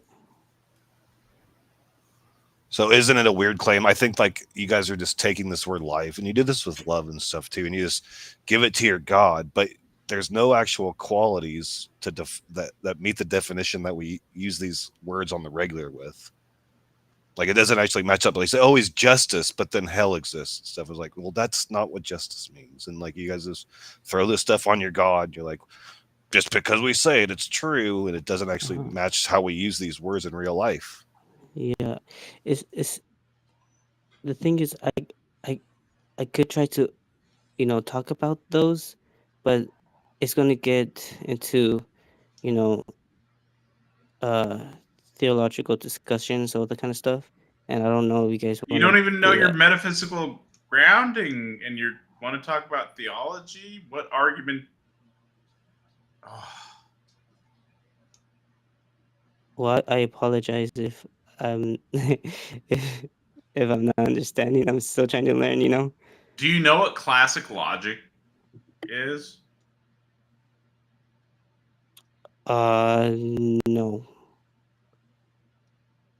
There you go. So theology falls apart without philosophy. That's another great starting point for you to look at. Okay. Okay then. So what is classic logic? It's just a system, a formal system that we've created to reason effectively. Okay. Contains Like, 3 laws. like, what's a good argument? Let me pull up. I got a good argument. Necessarily, if God exists, then God necessarily exists. And then premise 2, it's possible God doesn't exist. And then the conclusion would necessarily follow. That God doesn't exist? Correct. Isn't that just circular reasoning? Right? Yeah. No, it's Okay. not. It's a Yes. deductive argument. The conclusion necessarily follows. It's not circular. Okay, okay. Okay then. But it doesn't. But it really doesn't matter what I say, because it's definitely not circular. And you definitely Okay. don't know what circular means. You didn't even know what logic was, which is fine. Okay. I just don't feel like you hold your beliefs for any reason. Is it fair to say, Manny, that you don't really know I don't really know what exactly if God God exists? exists. Well, I, I I'm not 100% convinced that God doesn't exist. But you're not 100% convinced that he does. You can conceive of a world where he does not exist. That okay, well that no, I don't think so. That's interesting. You're the first person I've really interacted with that says that they could not conceive of a world without God. Okay. Interesting. What question does God answer that science doesn't? There's literally zero scientists that I think literally like close to maybe not zero, but literally like close to zero scientists that are working on understanding the fundamental nature of reality that think it's a god. Okay, okay. None of them, all of them, I mean, can conceive a world without a god. Who's your favorite preacher you listen to, Manny? Do you listen to a lot of YouTube apologists, preachers, stuff like that? I do watch videos. I don't really have a favorite. Um Okay, But I I actually do. got a real number. I misspoke. It's saying that estimates vary, but some research indicate the percentage of physicists who believe in God is around 5 to 15%. 5 to 15%. Okay. That's honestly lower than I would have expected it to be. I thought it was close to 0. It's much higher than I thought it was. I would have put it around a quarter. Yeah, but these are the morons who work for Institute for Creation Research, and Yep, that's yeah, exactly they're why. they're apologists and they're charlatans and frauds. Interesting. May I ask you guys just, I guess, one question? Have you guys always been? Do you guys consider yourself atheist, right? The atheist of Yeah. atheists. Yeah. Okay. Yes, sir. Yeah. Okay. I'm Oh, agnostic. you're not. Okay. Donnie's a Christian. Oh no, I No, that was a character, dude. Come on, you know don't that. take away my deconversion. Okay. Oh, you don't get that one. That was not a deconversion, dude. Come on. Okay. And so, have you guys always been that way? You grew up like No. that? No, I actually went to Catholic seminary for a year before dropping out because I realized that God wasn't real. Okay. I was a lifetime Christian until my 30s. I Oh, was wow. until I was about 10 or 11. I got kicked out of Sunday school for asking too many hard questions, and then I just realized it's all a bunch of bullshit. Yeah, I was 16 when I got kicked out of church. Well, my parents didn't take me back for asking too many hard questions, right? Well, that's unfortunate. No, it's not. It's a good thing. Yeah, it's a got great thing. educated. I got out of the Oh. indoctrination. I learned more about science and philosophy, and I get to save unrighteous theists like yourself that are rejecting Okay. What the about- self-evident What about truth you, Manny? of our shared naturalistic atheistic reality that's been revealed to all of sound mind through both natural and special revelation in an undeniable way, because that's a good thing to do, right? Save the unrighteous theists that are Well, doing evil if- stuff, right? well, if there's no God, I don't think there's, I guess, any saving, right? Exactly. Saving what? I'm Well, not saving saving from I- God monsters. No, I'm from saving that. you from yourself, dude. And for making poor life decisions and poor decisions in society. We're trying to throw you a life preserver. Yeah. Yeah, Well, think of it because like I don't think Alcohol's how- Anonymous for theists or for Yeah. Christians. What you believe has a dramatic effect on the decisions you make in life, on just average everyday decisions. Okay. Well, I And try to and make good if you have decisions. bad beliefs, you're more likely to make bad decisions. Well, I try to make the best decisions I can to the best of my ability, but Yeah, obviously, everybody does. Everybody I'll test does. that. I'll test that right now, Manny. If God came to you right now in person and told you to kill somebody, would you do it? well, that would just be nonsense. Like, why would he do that? So He's you done have it. better Wait, morals wait, than wait, most wait. people in the Bible. He's done it. He's done it in the Bible plenty of times. He asked people and Yep. commands them to do it. But like for no reason. If there was a reason, would you still do it or would you not do it? If there was a Well, if he because just said, "I want you to," because whatever. Well, here's the thing. God wouldn't be illogical, right? There I don't has to know. be a reason to You don't it. even know what that means. Say, okay, he just wanted you to take somebody's house from them. House for who? He says, For "I what? want you to go to your neighbor, kill them, and live in their house." Let's call him Malik. Good one. Nice. Well, the God, I don't believe that God would do that. He did it. He did. believe. That's the whole Holy Lands conquest. Donnie just take the stated it. land. Yeah. He says, What- "Go what take the about- lands." What about Jericho? Where they laid siege to an entire town, and then once the walls fell, they went in and slaughtered everybody: men, women, children, livestock. Except they kept the young virgin girls for themselves.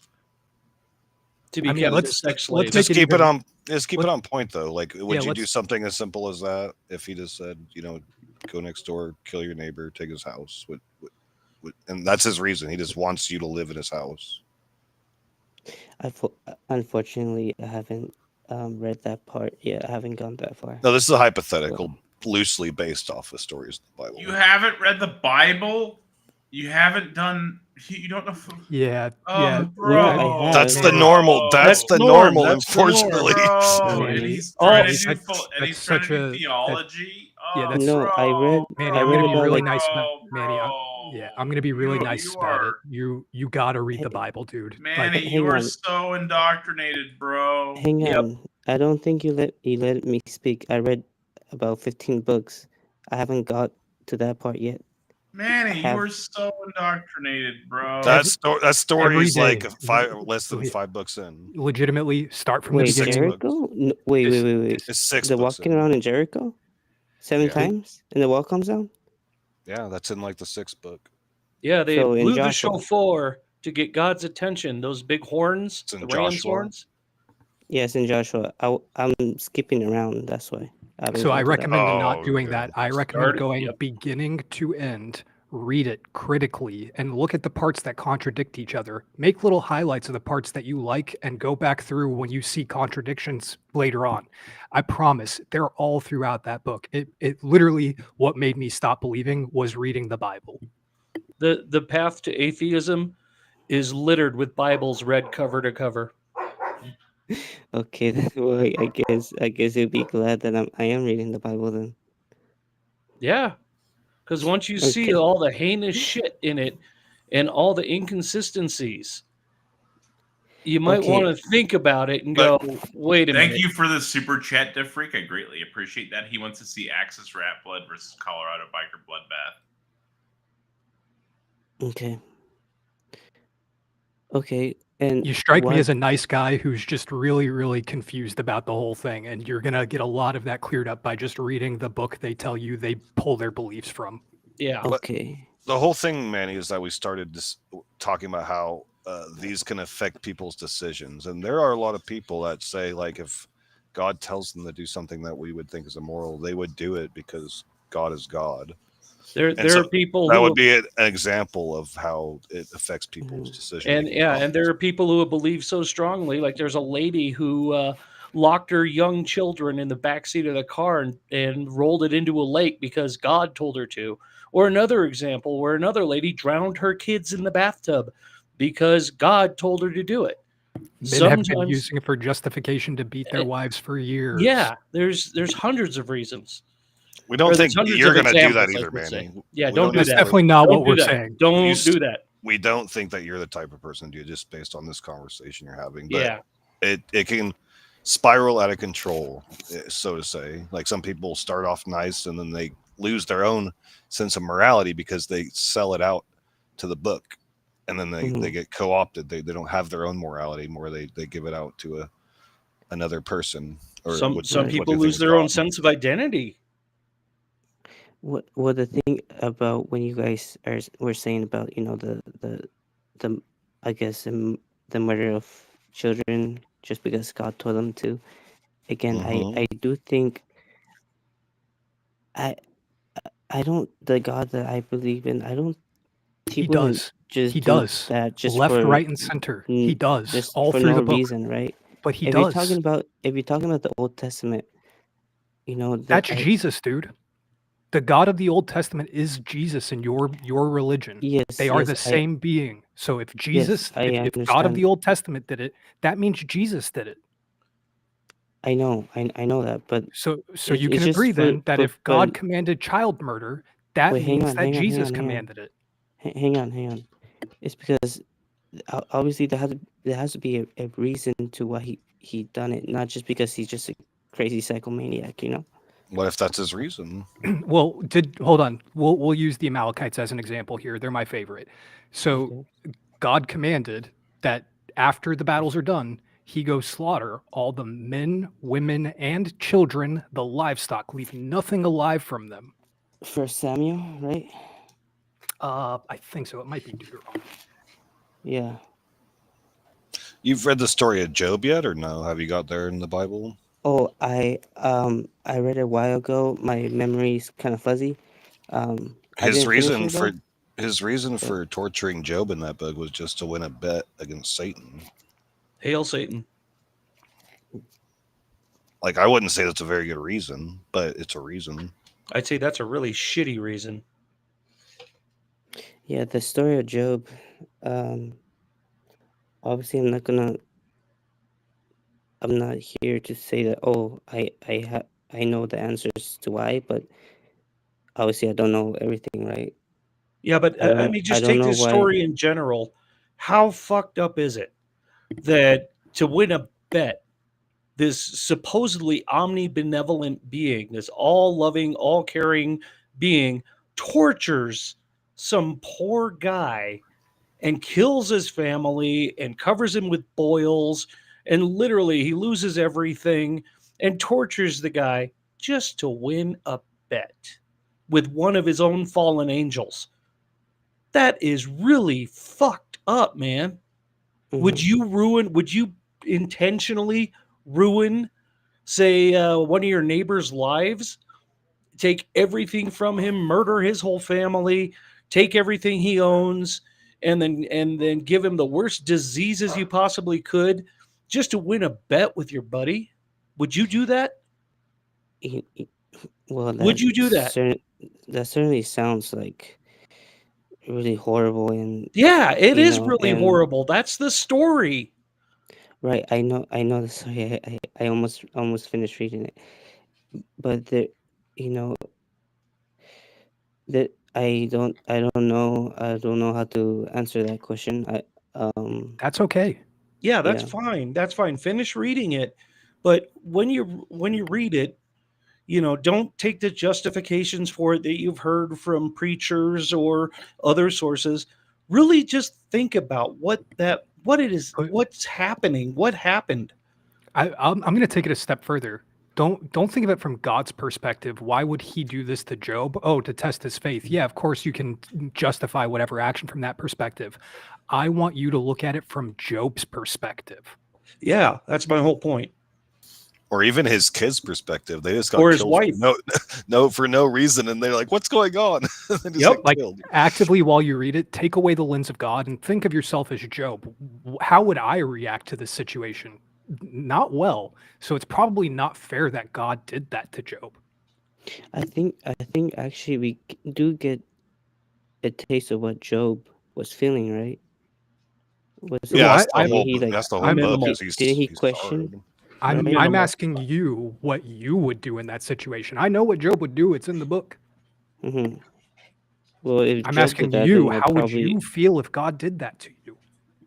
I mean, if Job kind of was questioning, then You're I'll talking about Job probably still. How would question. you feel about it?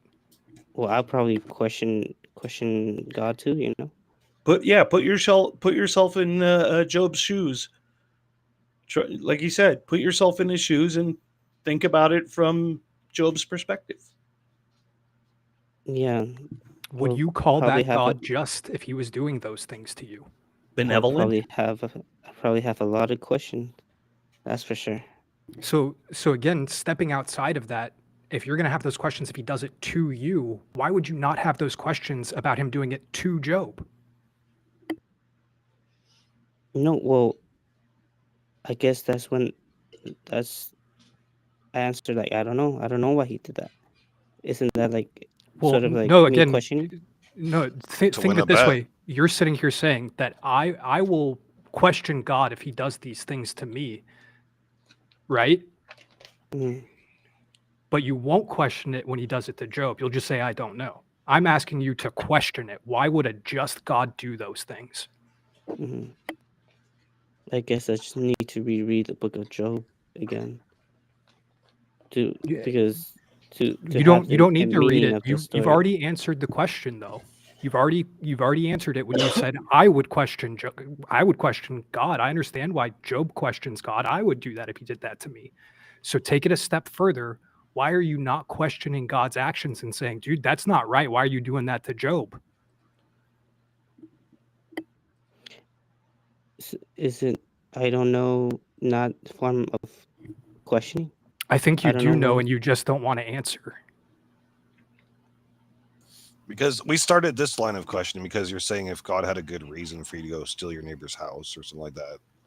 Mhm. Like, and I was just pointing out by bringing up Job that even in the Bible, like all his reasons aren't necessarily like good reasons.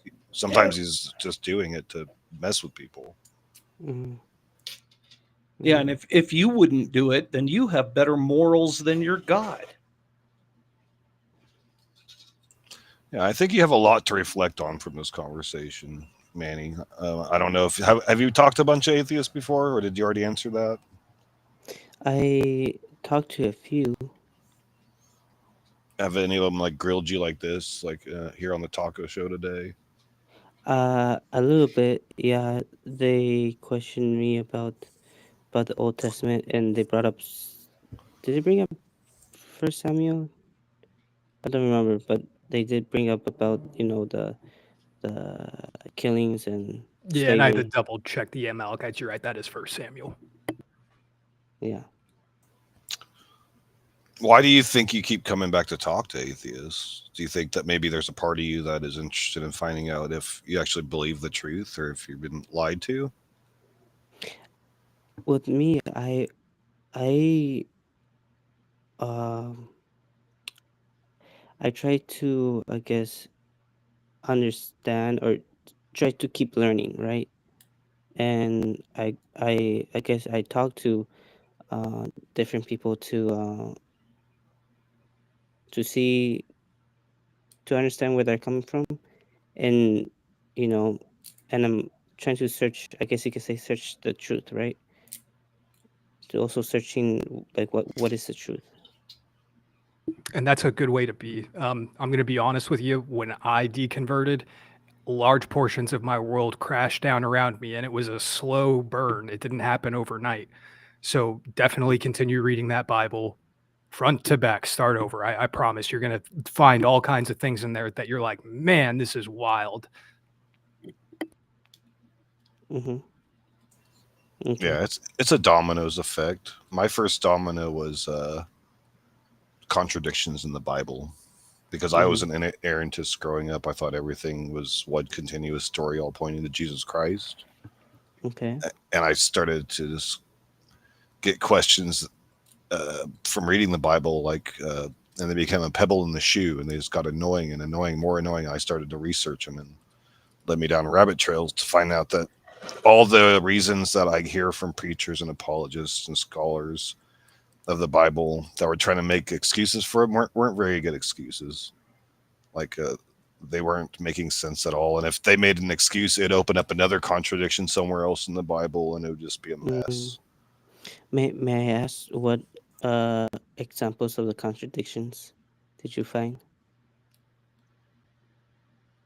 Yeah, so we brought up the lying one or the changing the mind one, Oh, okay.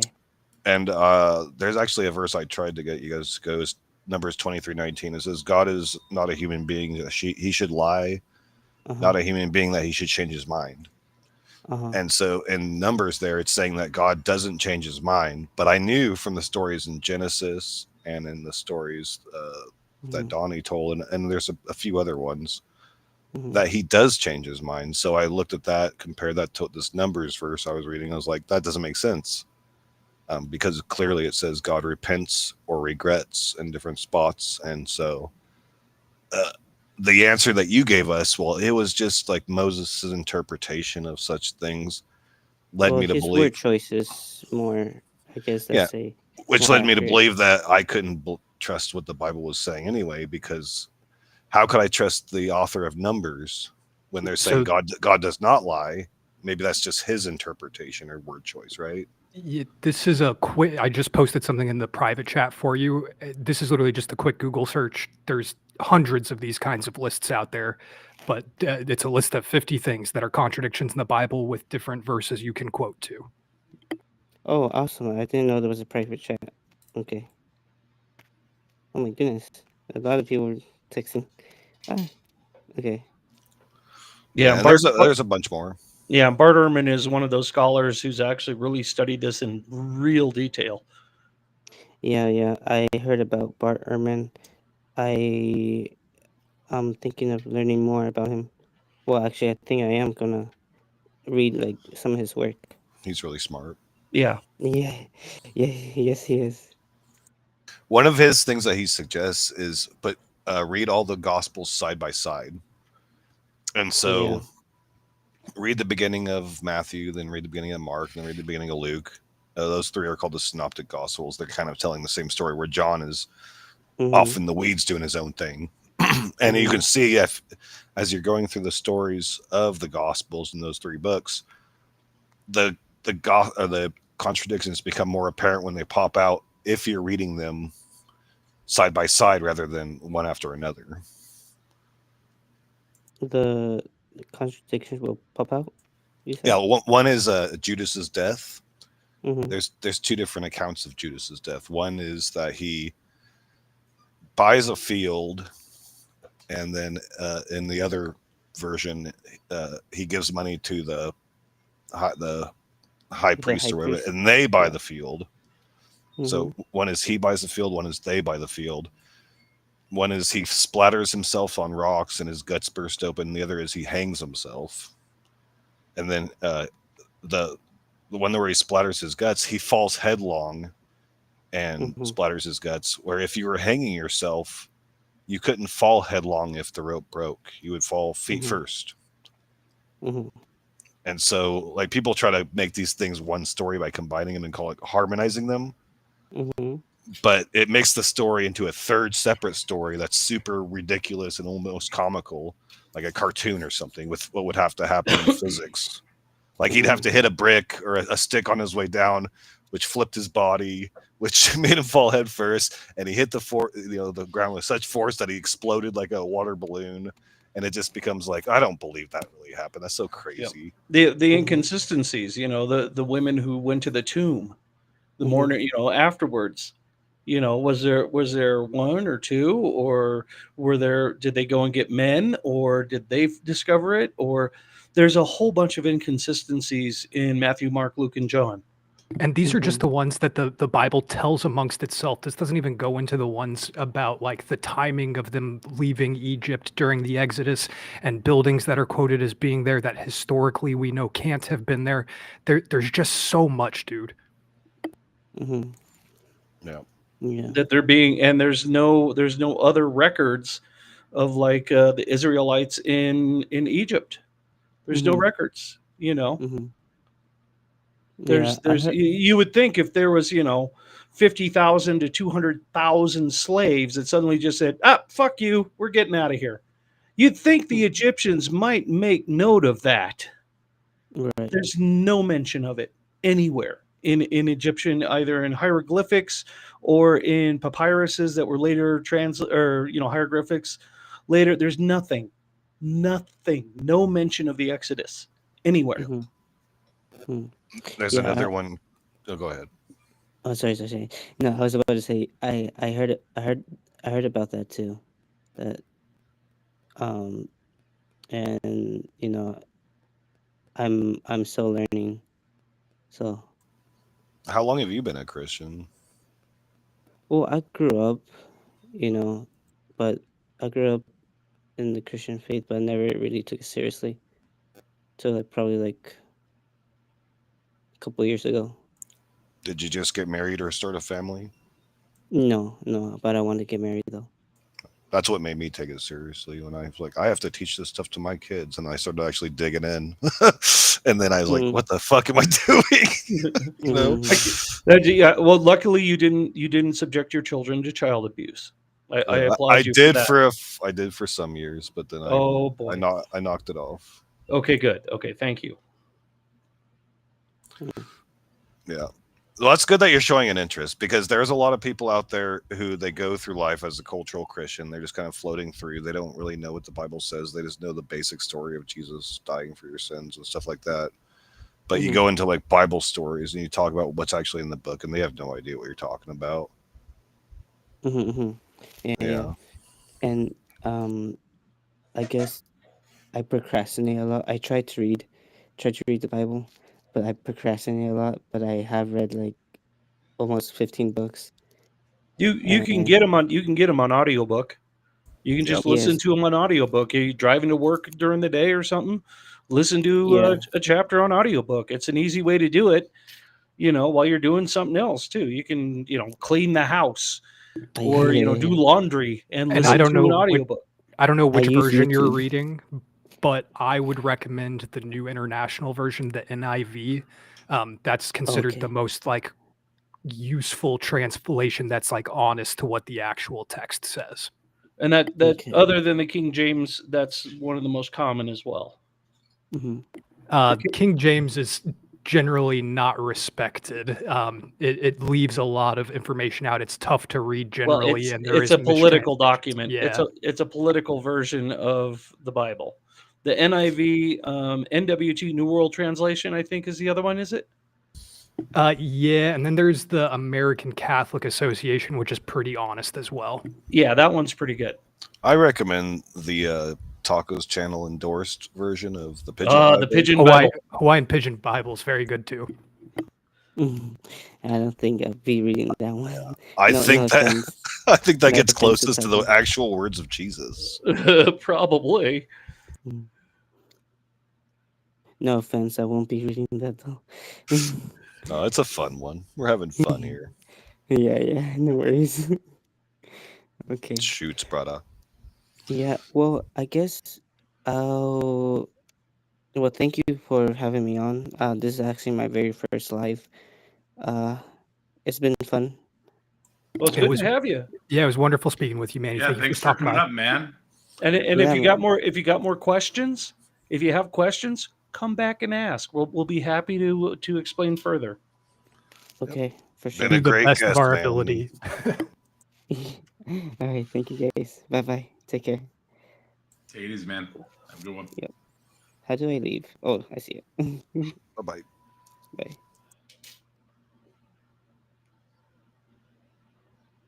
I felt you really, really wanting to hit him with that pre-sup again there, Taco. Too much for him, dude. It was too much. He couldn't handle it. He was a gentle soul. I can't handle white belts anymore. Yeah. That's why he keeps me around. He feeds the youngins to me. Well, and me Well, too. There are some people. By the way, nice. Thank you for bringing me up. That was just a very wholesome conversation. And when somebody is being honest about their faith, they might be open to suggestion. And BS, you described that perfectly, because if you use kitty gloves a little bit on how their faith works and kind of massage them into the idea that maybe you're kind of, just accepting this based on nothing. Maybe you think about that. That has a much more potent touch than the hard sell. But, the hard sell versus white Christian nationalists is a totally different thing. Yeah. Whereas, you planted a seed, and, that's the best you can do. Yep, and it's the difference between, like Korak or myself and JL, because JL, man, he's like a sledgehammer. Love the guy. Don't get me wrong, love the guy, but wow, he's a sledgehammer when he tears into people, and sometimes that's the wrong approach. Sometimes you got to ease them into it, because it's a well-known fact that a lot of times that people are resistant to change or resistant to new ideas. The harder you press them on it, the more they dig in on their own position and become more resistant to it. Yeah. Yep. In the chat, Iraq vet, you're good. Don't worry about it, bro. Yeah, I generally try to take the approach of, well, let's talk about what your God can do, and let me show you how the Bible says that he can't do that. Yeah. Use their own book as ammunition. Yeah, I mean, I'm just not familiar enough with like other theologies to try and combat them. Christianity is like the only one I really have any breadth of knowledge in. I had to take comparative world religions and I took basic theology and comparative world religions in university for my humanities classes.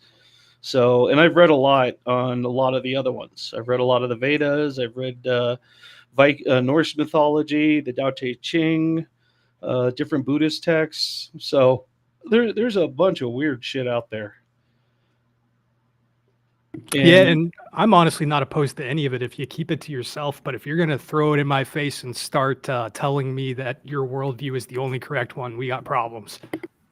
Well, my problem is, and the reason I do this is because, like I said, belief informs action and decisions, Yeah, and people are making really shitty decisions that affect everybody else right this now is also true. based on theology. That's why I fight against it.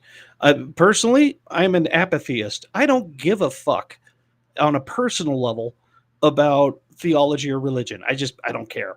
I don't believe it. I don't give a shit. But when I see it having an adverse effect on society, that's when I do give a fuck. That's when I start Right. to care. I'm an anti-theist, so I can't. Yeah, be an if your anti-theist. woo woo only affects you, that's fine. Yeah, that's fine. Yeah, go ahead, believe whatever the hell you want. I don't care.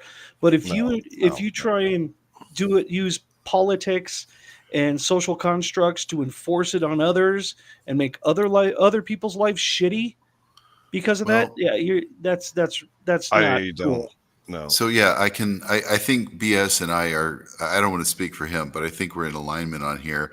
Like I agree with that sentiment, like keep it to yourself. But at the same time, the reason I'm an anti-theist is if you're willing to believe these things, you're probably going to make bad decisions, and that can lead to other decisions. So I am going to tell you why you shouldn't believe this. I don't even think of it from that. I know the political angle is a strong angle to go from, but I think about it from I care about other people angle. If I saw somebody suffering mental delusions, it's like it's rough to watch them go through that, Yeah. you know.